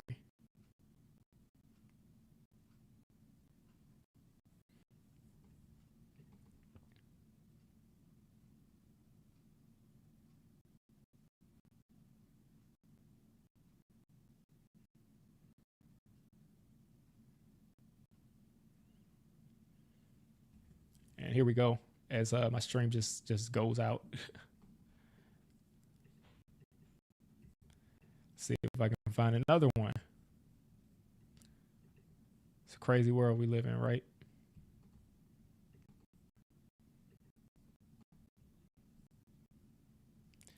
I am so happy that Singletary made that catch because Dart underthrew it so horribly. Like, that was just a miss. And that's just a great catch from Singletary. All right. So I'm guessing I'm a little bit behind my other stream, but here on 2nd and 10, after Jerry said wow, so hopefully it's a good wow. Play action. Dart literally just threw the ball in the ground. I don't know what that was. And they're going to call grounding.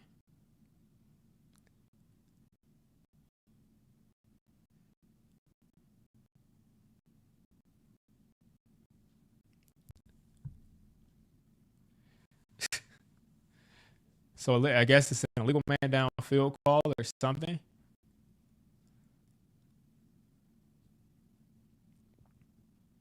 Or grounding. Let's see.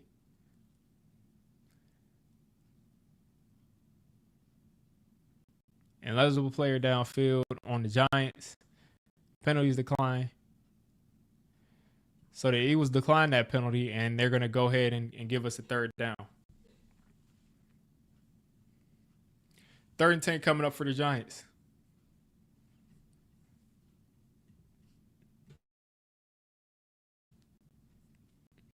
All right. Here on 3rd and 10, Dart has converted like the last 3 or 4 third downs here. Eagles sending some pressure here on 3rd down. They back out of it, and Dart's going to go down. Was instantly under pressure, tried to step up out of it, and just couldn't get away from it. So the Giants will probably take their field goal here, which, I mean, isn't the worst thing in the world, but you would have loved to get 7 here. So this will take this back to an 11-point game, keep it at 2 possessions, and no one was really open.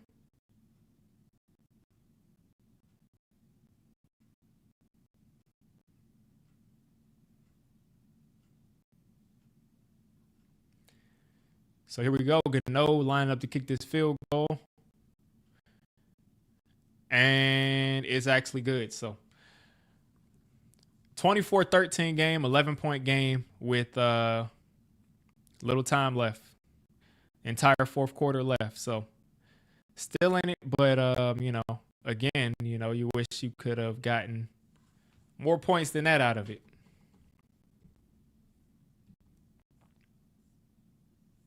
But that at least wasn't because of a drop pass.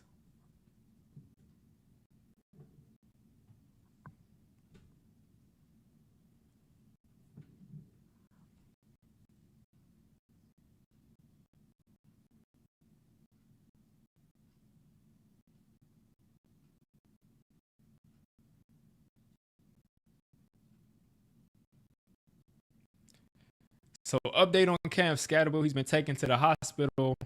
Confirmed he has a dislocated ankle. But nothing on if he has a fracture or any, torn ligaments or anything like that. So if it's just a dislocated ankle, I'm not sure what the timeline for that is, but I would imagine it's also a fracture of some kind for his ankle to bend that way. Yeah.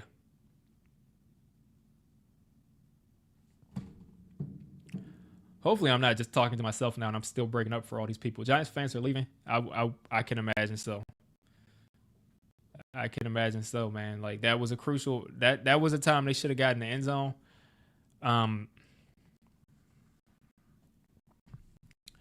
Just a crazy team to root for.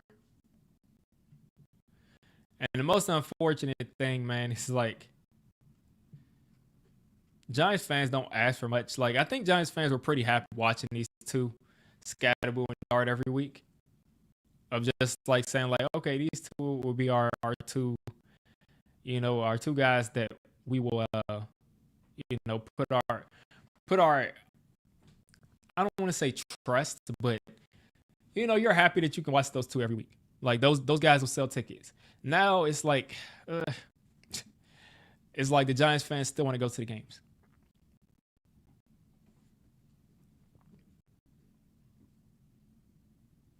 So Cordell Fly has a concussion because Okereke hit him in the head. Like, we lost both of our corners. So Cordell Fly, like I said, is confirmed that he literally is out with the concussion because he got hit in the head by Bobby Okereke.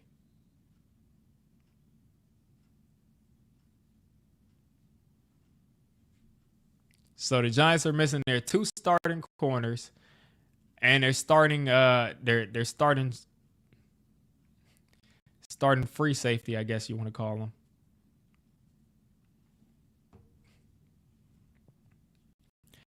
I don't know why they're saying like Jalen Hurts versus man. You mean Jalen Hurts and Devontae Smith versus guys who don't need to be in the league?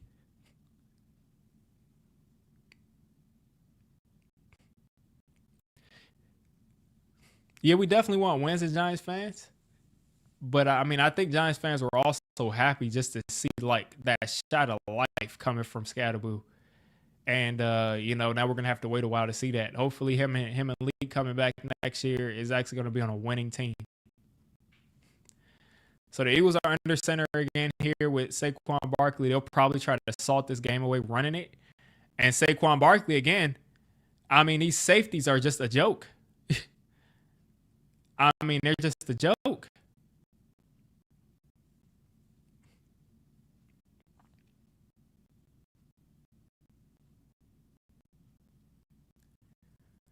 And Barkley taking off, running off to the sideline. He's fine.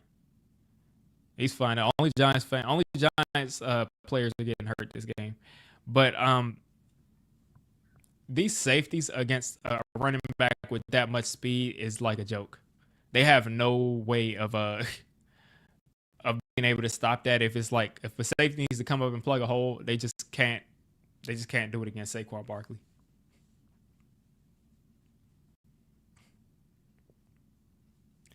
I think Saquon will be fine. Like he'll probably be back in like two plays. But again, that's why like it was so important to put a touchdown on the board at least in that third quarter.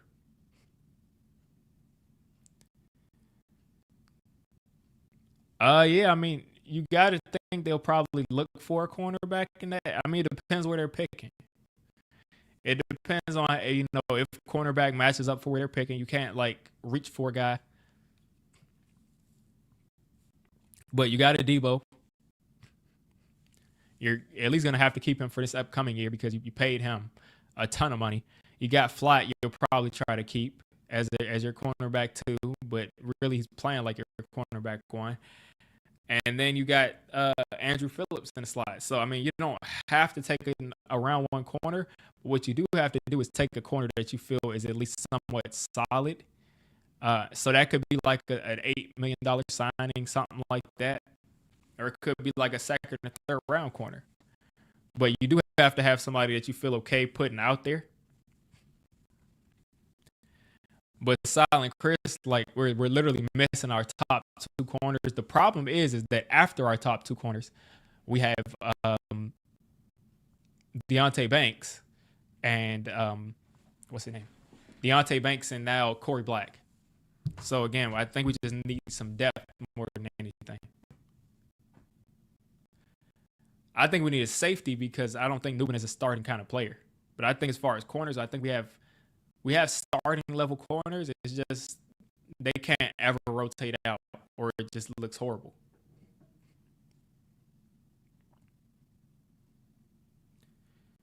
For Saquon, that looks like that might be a hammy.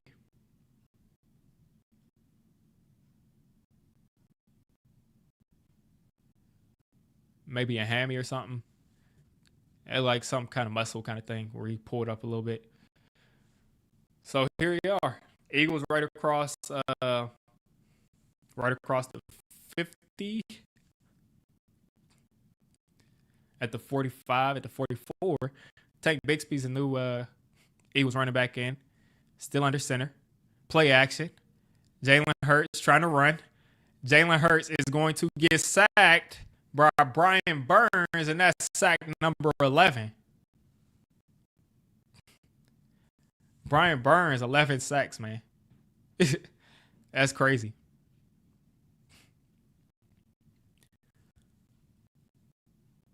Abdul Carter just gets so close to getting a sack every week, man. They are literally on a 2nd and 31 because Hurts ran backwards so far. I bet you they'll figure out a way to convert this 2nd and 31. Looks like cover 2 here, or probably quarters here. Run the Tank Bixby. Tank Bixby breaks away, and he picks up a 2nd and 31.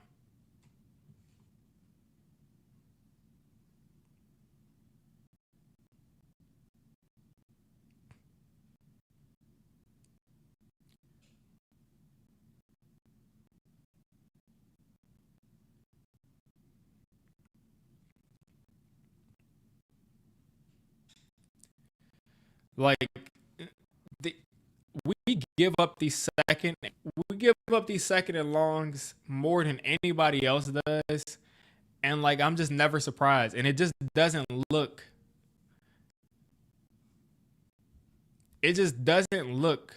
like spectacular at all. It's not even like the player did something crazy.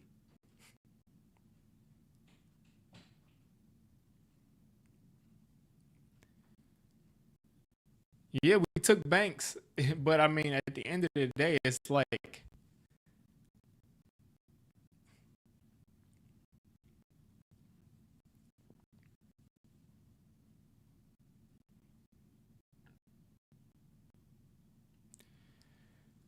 here we go, 2nd and 3 here for the Eagles.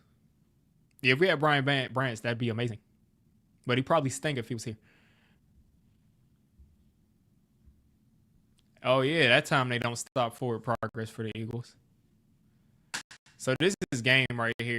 If they get a field goal, it's just game.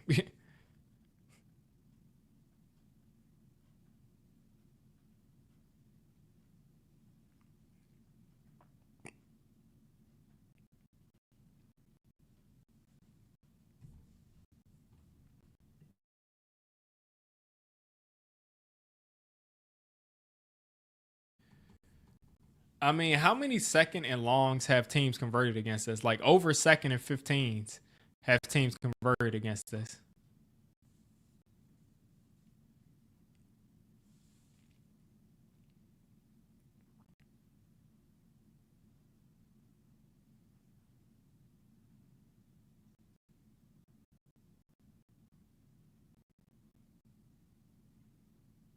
Like this defense is just such a joke, man. Like the offense has to put up almost 30 every single week, or it's just here we go. 2nd and 8 coming up. Probably be a different run coming up. Who was that fell down? Who was that fell down right there? Goddard walks into the end zone because the DB just fell down. I don't know who that was, but he's got to go. That was Bobby Okereke. Ah, okay. So Bobby Okereke tried to cover Goddard, but he ran into somebody else.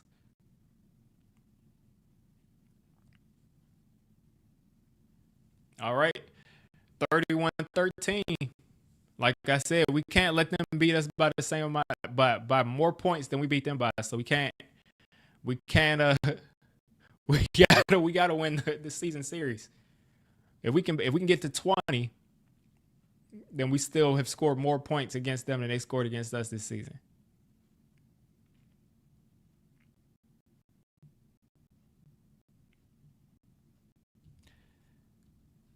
I kind of expected this. I didn't expect the injuries, but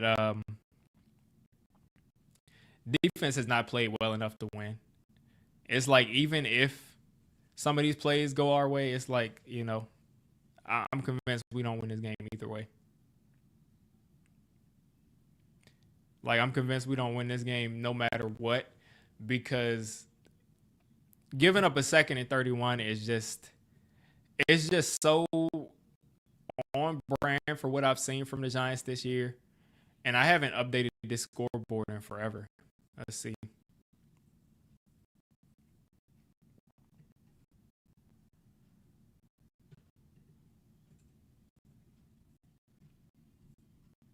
That's just not good enough, man.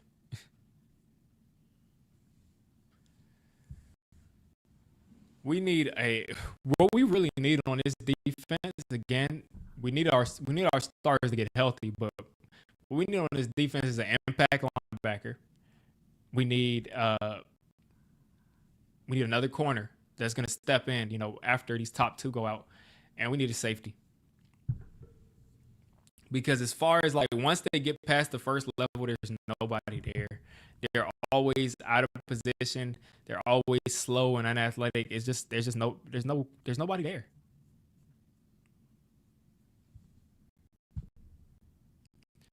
They bet everything on Holland and Debo. Black shouldn't even be on the roster right now. Practice squad at best. And that's the thing is like Corey Black was cut by this team. We tried to sneak him on the practice squad, and he decided to go to the Jets. Then he decided, the Jets probably got rid of him on their practice squad, and we brought him back. So over 11 minutes to go, if the Giants want to put up, 19, 18, something like that.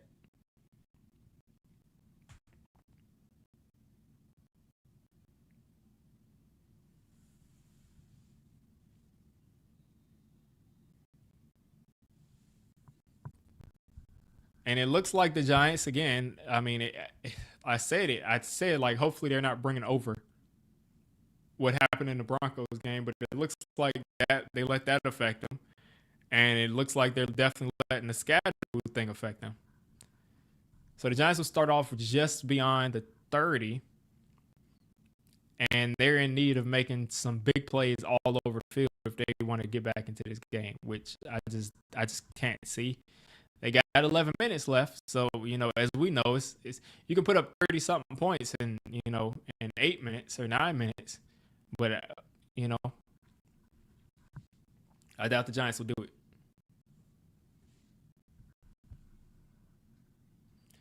So 31-13, Dart is in the pistol.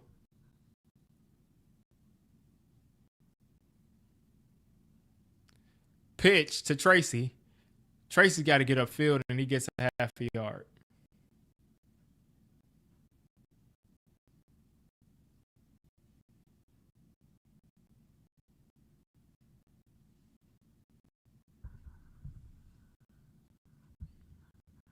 Yeah, I'm looking at Caleb Downs. I would love to get Caleb Downs on his team. Shotgun here. 4 wide receivers. Theo Johnson is your big slot. Dart with all day to throw. He's got to get rid of the ball.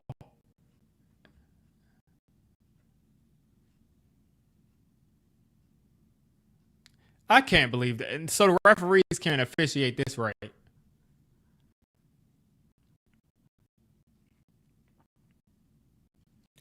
I think I'm going to turn this game off.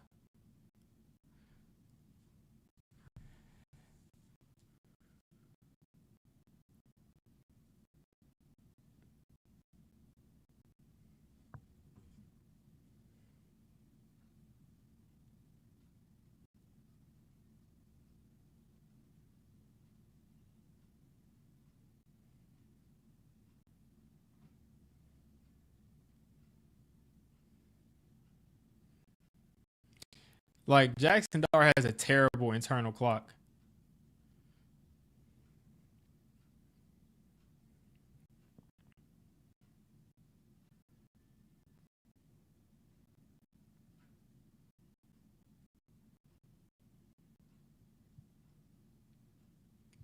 Like this dude just will not get rid of the ball, man. It's like you got a guy holding you on your leg. You got a guy holding you on the leg, and it's just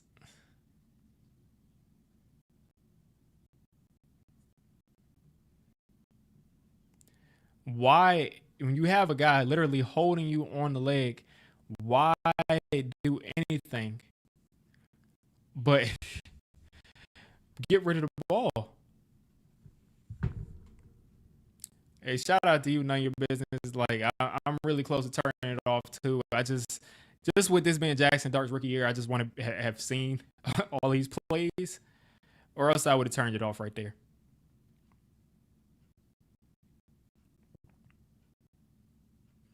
What are my thoughts on Daniel Jones with the Colts?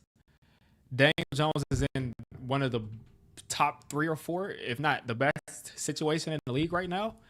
Daniel Jones has his confidence back, and he's, as far as looking at percentages, he's going to his first read like 90% of the time, 85% of the time. So he's got easy answers. Excuse me. He's got easy answers to the test. So when he drops back and, he's being told that this guy should be open, when he drops back, that guy's usually open for him. He's got about 4 or 5 receivers that are really good players. And he's got Jonathan Taylor that he can turn around and hand the ball off to. And he's got his own legs. So he's in a great situation. And he's got a great defense and some great supporting cast. And he looks good. So, I mean, that's really where I saw Daniel Jones. Bottom third of the league as far as, just in a neutral situation. But if you put any one of the top, 20 quarterbacks in a situation where they have a good roster, a team, a coach that believes in them, nice scheme, nice supporting cast, I think they can play winning football.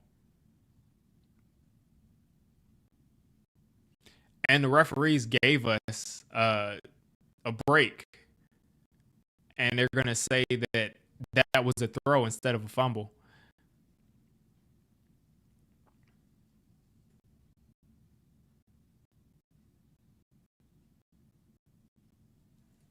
And Josh Allen just broke the touchdown record for a quarterback against the Panthers. So in Cam's building, he broke the touchdown record. So here we go. 3rd and 10 for the Giants. Jaxson Dart got away with one right there. Started off, I think, 6 for 6 or something. Now he's 11 for 20.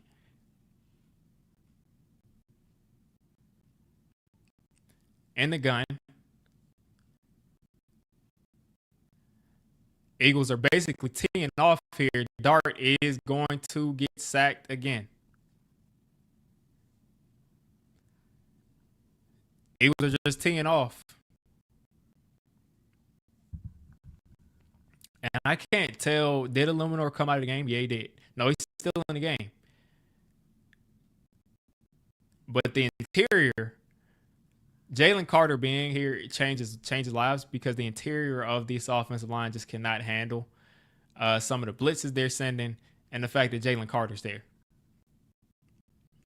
So here they are. The Giants are going for it here. 4th and 11. Down 31-13. No choice. 9 minutes and 40 seconds left. Dart's going to have to take a shot here. And it's caught. Darius Slayton catches it. Darius Slayton's got to secure the ball, and there's a flag down.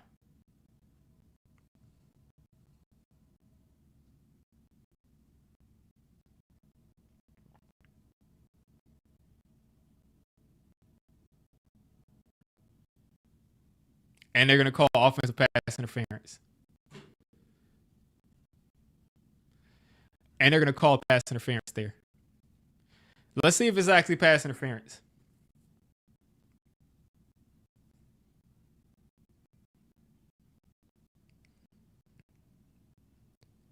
That's a horrible call. That's a horrible call, man.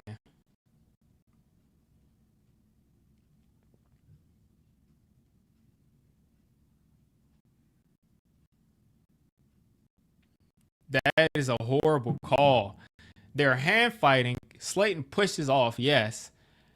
And then after that, Mitchell is holding his wrist. Like, it's just a horrible call, man.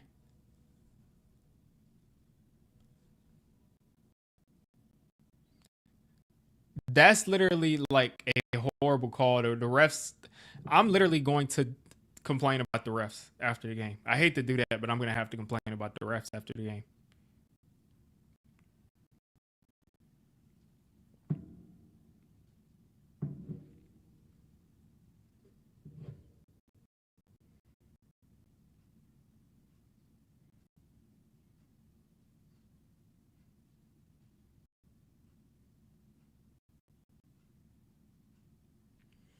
Let's see. Revenge has some more stuff. Yeah, no, DJ's playing good football. You got to play good football to do what he's doing right now. It's just he's in a great situation, and Anthony Richardson is he's not an NFL quarterback. He's just not.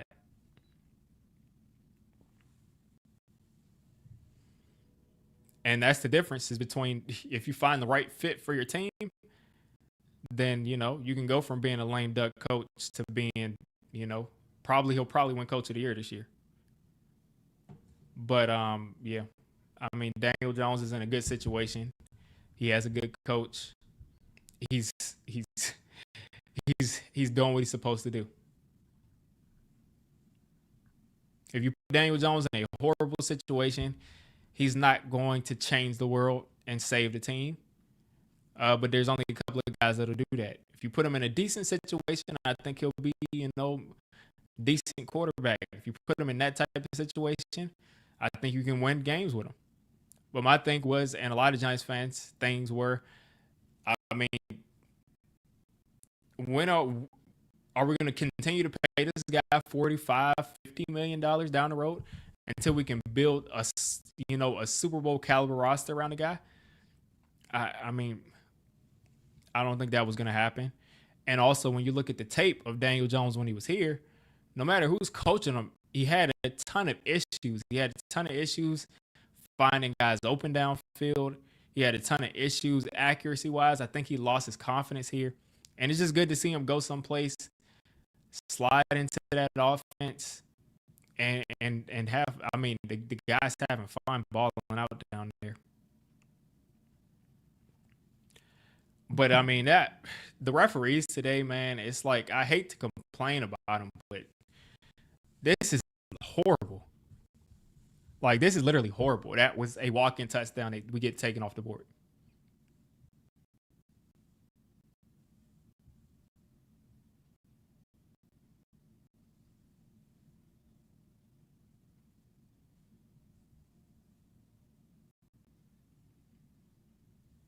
All right, here we go. First and 10 for the Eagles. This game is pretty much over at this point after the referees put the nail in the coffin. Oh my gosh. Moisal misses the tackle. It's 9 minutes left to go. This game is over.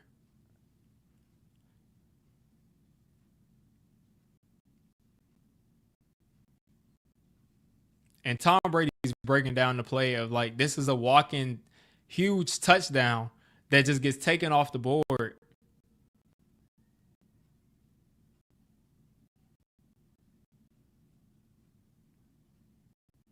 Darius Slayton slammed his helmet down.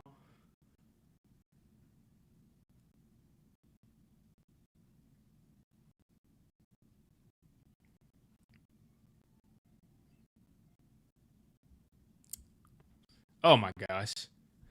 I'm just so sick of watching this crap, man. Like, it's like, how many times can you screw over a team like that?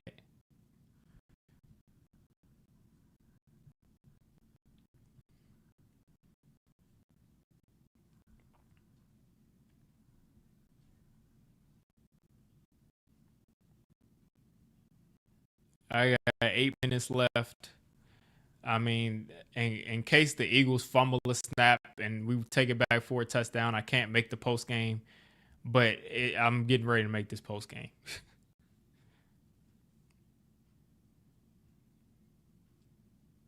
because I got stuff to do, man. This is just disgusting.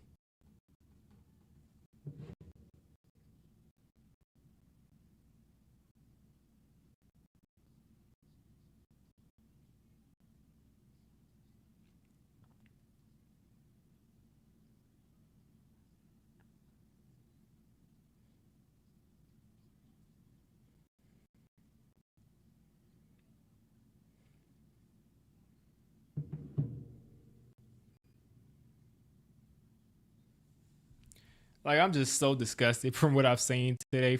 Like it's just what are we doing, man? Like what? Like at least give me like some sort of like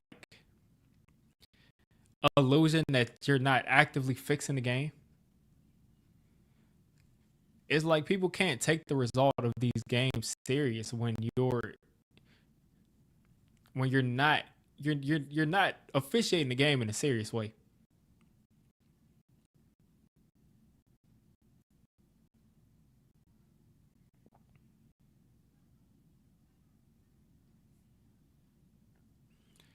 There was another false start right there from the Eagles. Another dump off to Dallas Goddard.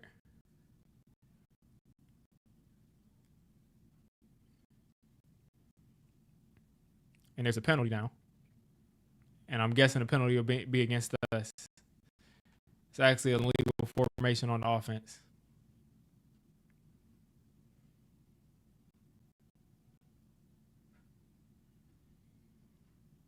Man, I'm so sick, man.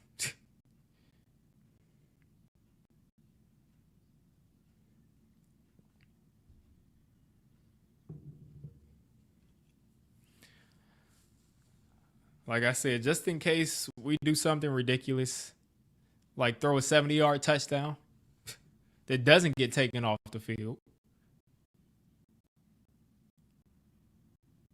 What? What?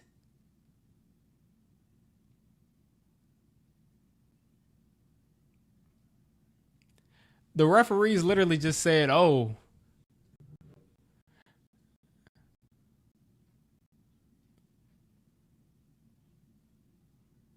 the refs literally called an illegal formation," and then just say, "Oh no, we're just gonna just put it on the Giants."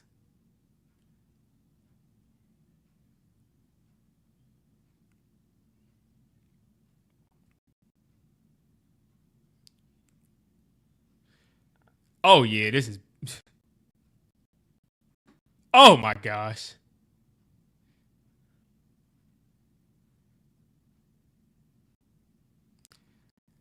The saddest part about that is Jalen Hurts just targeted Jahan Dawson down the field, down the left sideline.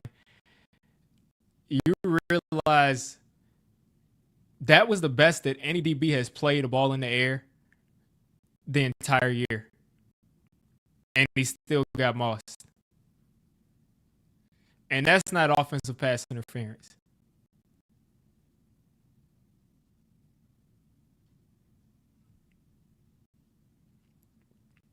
How did they even get to a 3rd and 5?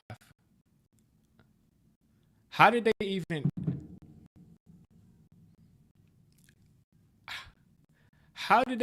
get to a 3rd and 5?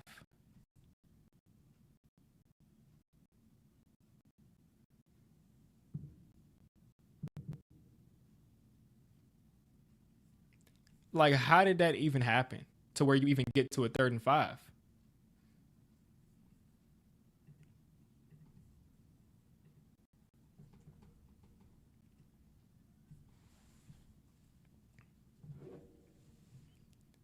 They didn't even explain how they got to a 3rd and 5.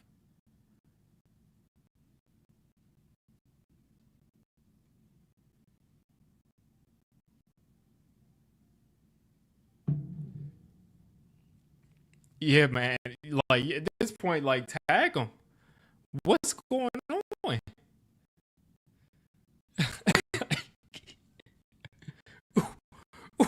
what's going on? They didn't tell us how they got to a 3rd and 5. How did the Eagles get to a 3rd and 5? How did that happen? Like, is somebody gonna tell me what the call was on that play? Because the announcers didn't know, the refs.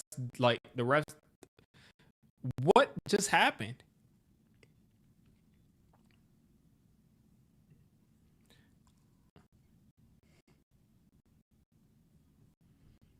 Like, can I find out what happened? Like, let's see what call they told to the NFL.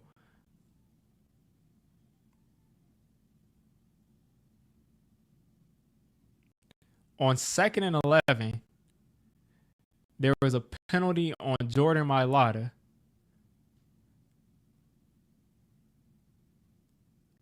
And the Giants declined the penalty. Okay. Okay, that makes sense. That makes sense. That makes sense. The Giants declined a penalty. So that's what happened. It was third. The refs on that play didn't do anything. The refs called the illegal formation on the Giants, and the Giants the Giants declined that penalty. So that just voided whatever happened. It voided the penalty. So that's what happened. Because I'm like, what was the call right there? I'm like, how does the call get on us?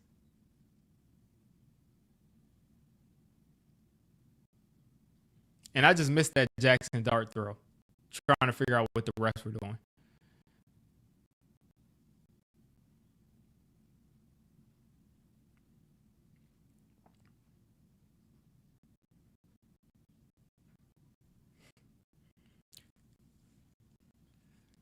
All right, so the Giants are right at the edge of field goal range. Let's pad some stats. Dart stepping up. Dart hitting Bo Collins. I think that's his first catch. Second catch.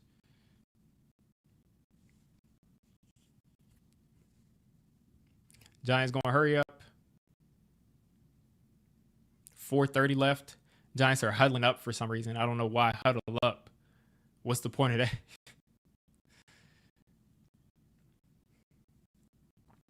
All right, Giants in the shotgun.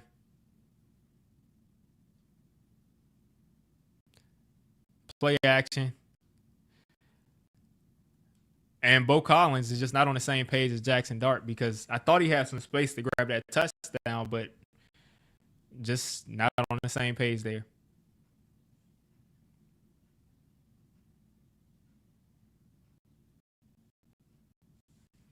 So second and goal coming up. Lil Jordan Humphrey in the game.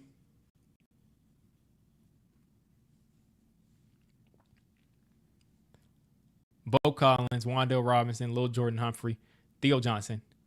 Hand off to Tracy. Tracy makes a guy miss, makes another guy miss, and he's going to go down at the 2.5 yard line.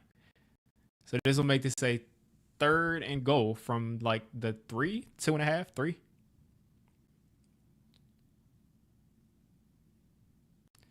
That just makes me so mad, man. Scatterboo's hurt. Like,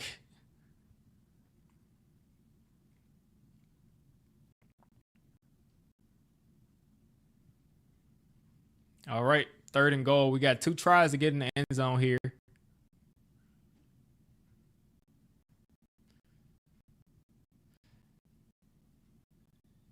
Dart tries to take it in himself and just gets shut down.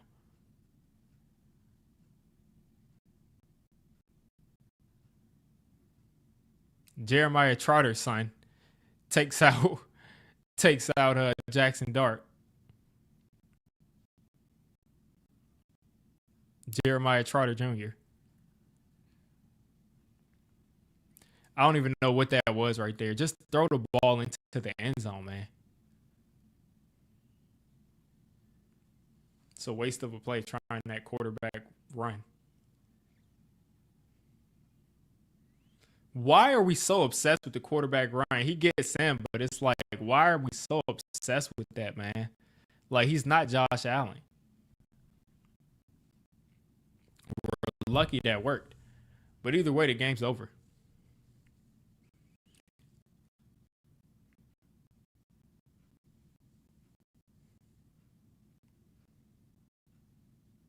Because, like, I'm just so disgusted, man. So sick of this.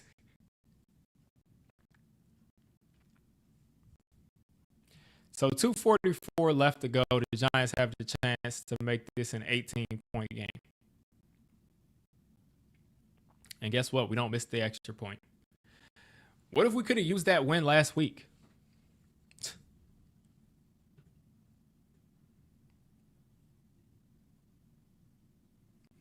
Yeah, they gave up. They definitely. I mean, they lost their luster after he goes out. I mean, that's not even Dart's run decisions. Those are called run plays. That's what I'm mad at. Is like these are called Josh Allen types of quarterback power run plays, which I just don't like.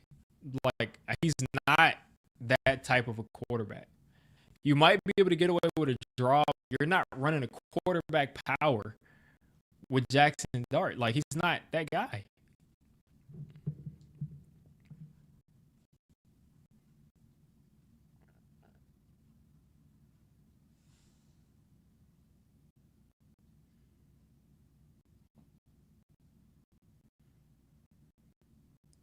Like he's not that guy, man. I guess one thing we'll have our chance to hang our heads on our hats on is that he's gotten 2 touchdowns almost every week. And we know you have to declare for an onside kick, and it looks like they're not going to kick an onside kick. Okay, they are.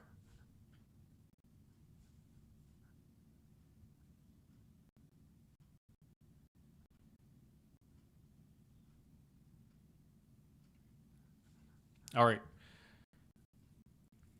So here they are. The Giants are kicking this onside kick, and he's going to recover that. So 2:43 left. And listen, man, let's start recording this post game, man. Oh man, what am I doing? Here we go. Looks like I got it right. Hey, okay. Do I want the score on the screen, or do I not? I think I'll keep the score on the screen.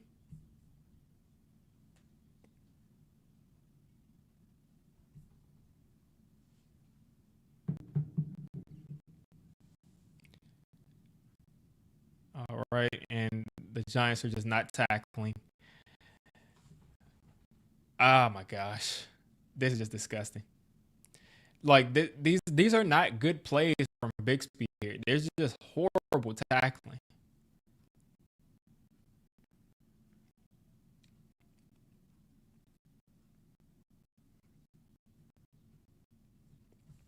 All right, so I'm gonna go ahead and start recording this post game, and we'll see where we are when I finish.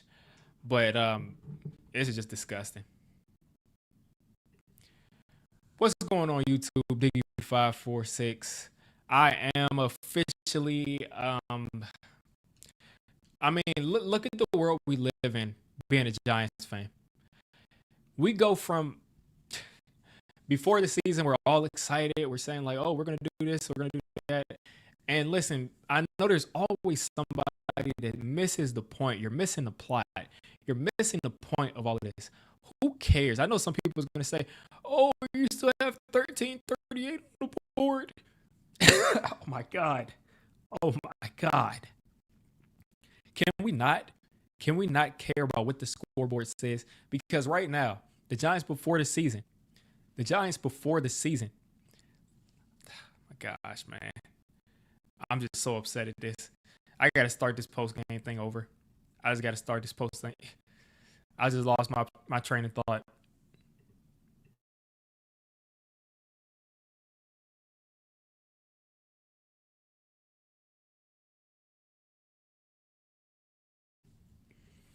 All right. All right. Take two. Take two. Take two. What's going on YouTube? Diggy546.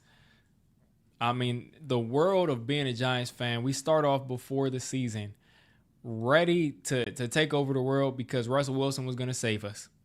And then we go back to week 1, week 2, week 3 saying like, okay, we stink. The Giants stink. It's always going to be like this. It's never going to change. Dart steps in. We beat the Chargers and we're over the moon. And we, it is what it is. We're all excited about the future. And that has just been like, that happens. And Malik Neighbors gets hurt. He's done for the season. So we're all like, I'm happy Dart came in and won, but at the same time, we're going to stink this year because Malik Neighbors is out. And we're not going to have a watchable offense. So the offense then proceeds to score 30 points pretty much every week, besides that Saints game where we turn the ball over 5 straight times. But other than that, we proceed to just destroy teams pretty much offensively, at least. And then we give up 33 points in the fourth quarter. And then we come out of this game, and Cam Scatterboo dislocates his ankle. and it's just everything just looks horrible.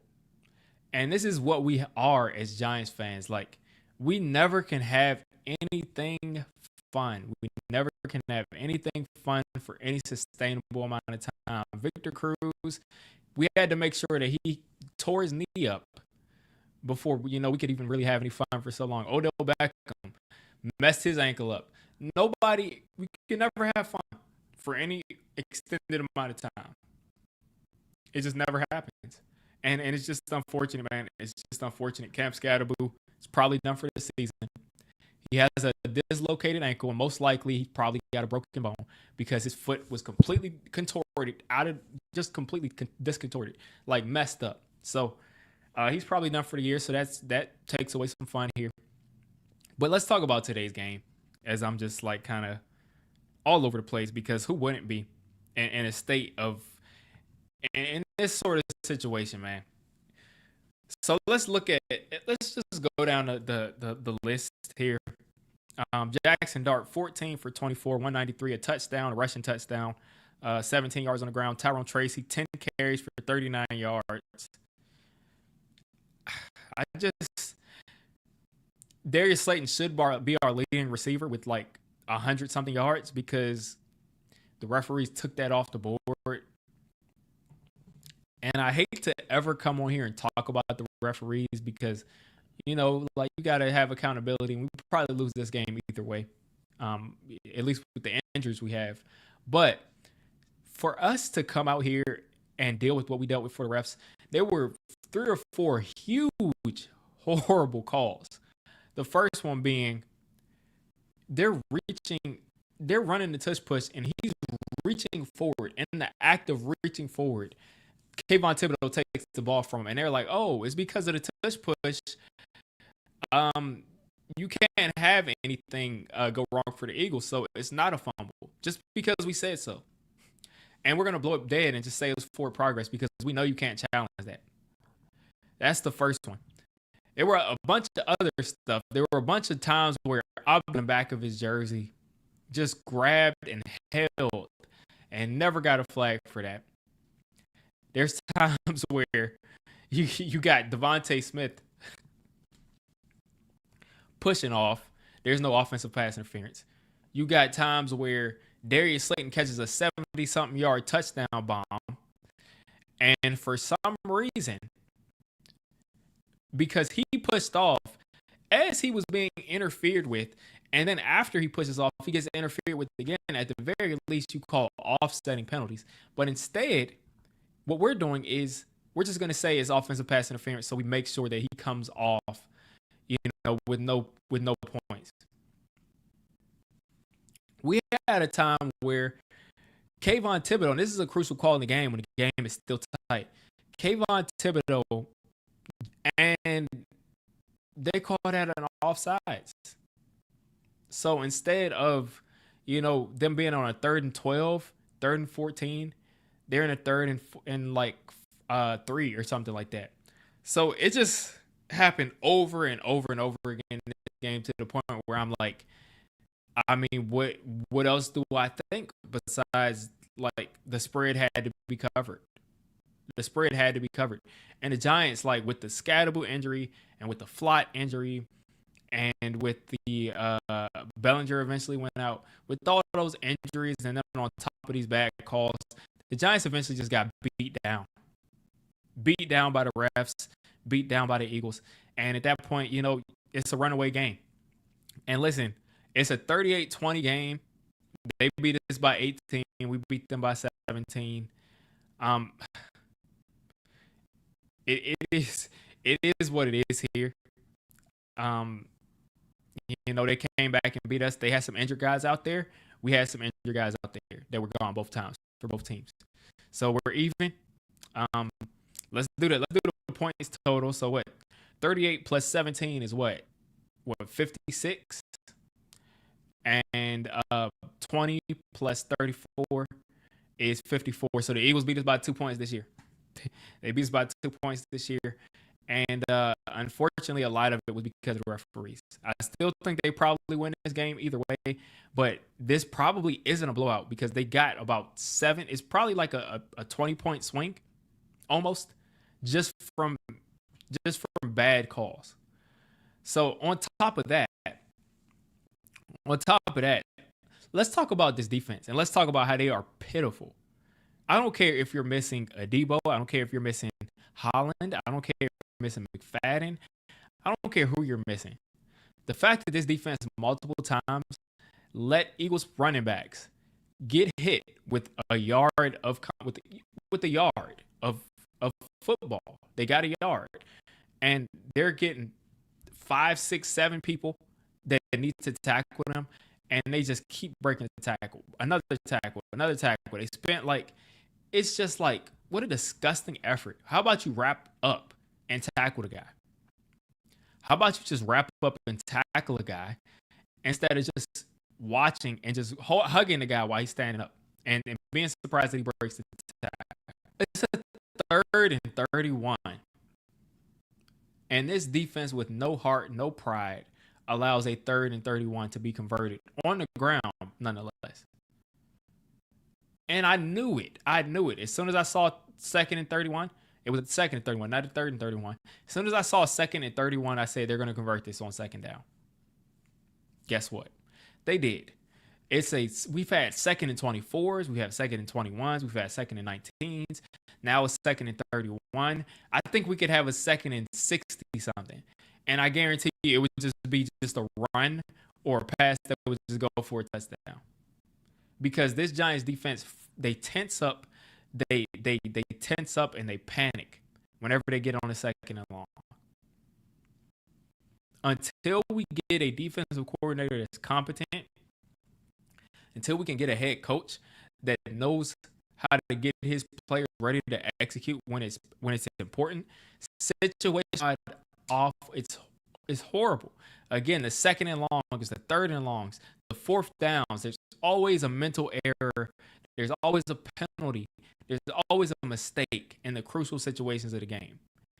When it's the end of the half, this coverage team coming into this game is one of the top 3 or 4 coverage teams on punts and kicks out of all the entire league. Today, at the end of the first half, we allowed them to bring the kick back to the 40-yard line.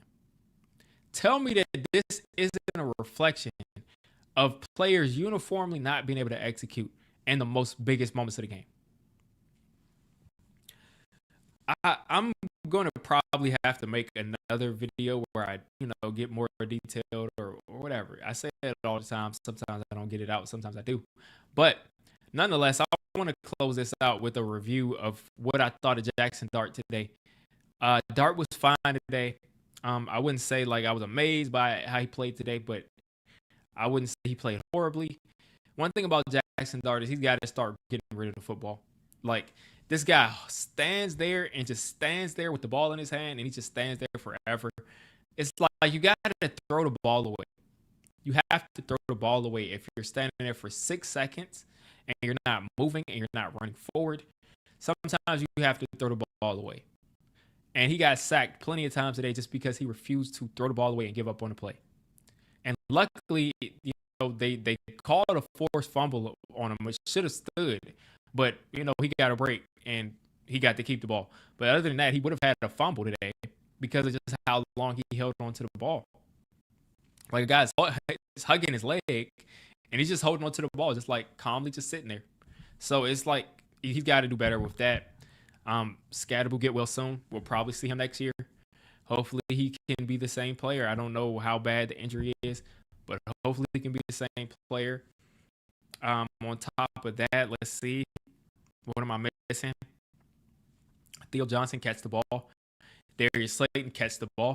If this guy Darius Slayton has 180 yards a day,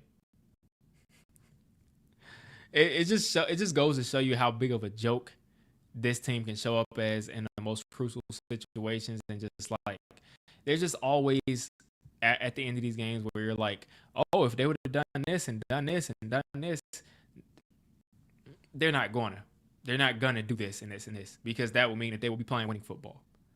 So again, we go from giving up 33 points in the fourth quarter after outscoring the defending Super Bowl champions and the number one defense After outscoring them 27 to nothing in 4 straight quarters, we go to giving up 33 points in a single quarter to the Broncos. To next week, Cam Scatterbull getting injured, and Corey right hooked by Bobby Okereke in the head and got a concussion today. So you got Corey Black and Deonte Banks out there, and Deonte Banks actually didn't look like a disaster today. That's the saddest thing about it, is he actually wasn't a disaster today, but Corey Black definitely was. The guy we took in the 7th round who left and went to the Jets because he didn't want to play here because he was upset. Then he came back because the Jets got rid of him. It's like, what are we doing? And then Corey Black, actually, the saddest thing about Corey Black is he got mossed towards the end of the game by Jahan Dotson. And he probably played the ball better than any cornerback on this roster has played it. And like a jump ball situation. That's really, I'm going to wrap it up here. You all let me know. I already know what you thought of the game. It is what it is. I hate losing to this team. And hopefully we have some more entertaining football to go. But Cam Scatterbull leaving really, really stinks for a lot of reasons. All right, let's see what the chat is doing. Yeah, it was PI on both players if you're going to call that. Most of the time, they're not going to call it. But if you're going to call it, it's pass interference on offense, pass interference on defense. The refs was bad this game. The tush push was stopped too early. 100%. Tush push, he's still moving forward. And I guarantee you, if they didn't knock that ball out, she's stretching the ball out too.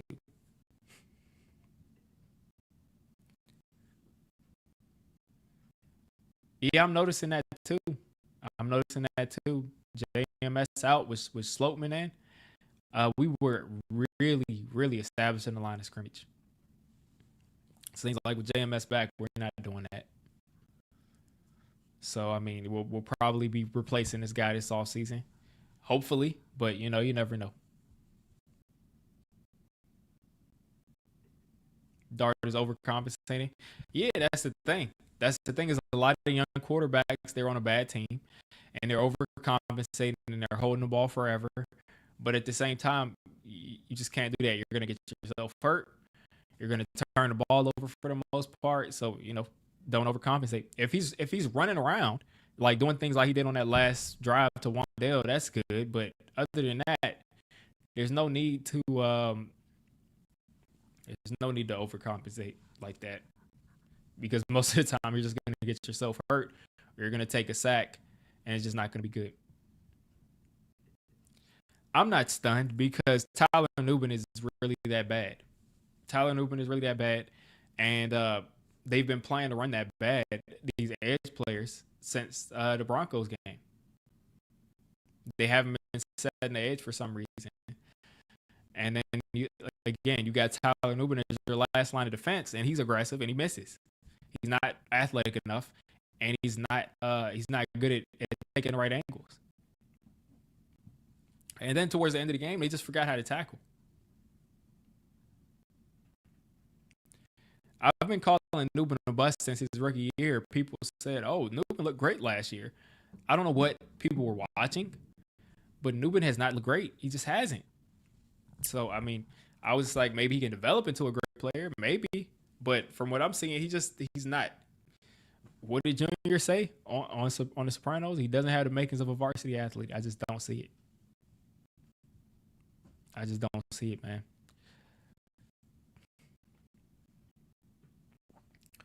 But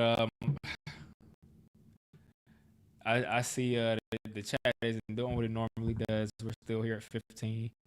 I'm probably going to start to wrap up soon, get this video uploaded. But let's see what Unlimited said. I think every first round pick for Shane has been a bust. Neighbors jury's still out. I think Neighbors at this point isn't a bust. If he gets hurt and doesn't do well, you can't put that on Shane. But I know you wanted to say like, oh, Neighbors is going to complain and mess up the locker room or whatever. But Malik Neighbors already had 1,100 yards and was clearly a wide receiver one when he came back this year. I think at that point. You can't put that on Shane if Malik comes back and doesn't look good. But other than that, what do you have? You got Thibodeau. Thibodeau looks good. Neal is a bust. Um, let's see. What were the other first rounders? Banks is a bust. Neal is a bust. Um, besides Leak, who else is there? Is there anybody else? Oh, Abdul Carter, and we'll see. We'll see on Abdul Carter and Jaxson Dart, but I think those are his only first round picks. Besides that, is Banks, Neal, Thibodeau, and Neighbors. So I'll say Neighbors is a home run, in my opinion. I think even if he comes back and doesn't look good, it's because he got hurt. It's not because of Shane. And then Neal is a massive, massive bust. And then same thing with Deontay Banks.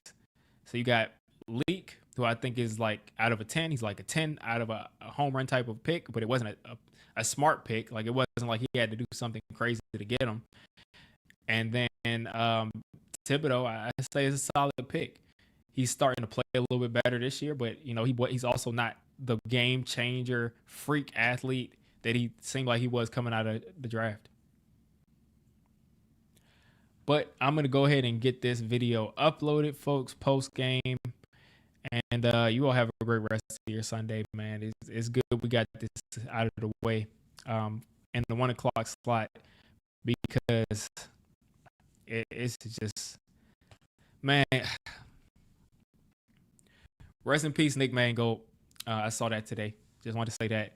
And get well soon, Scatterboo. Get well soon.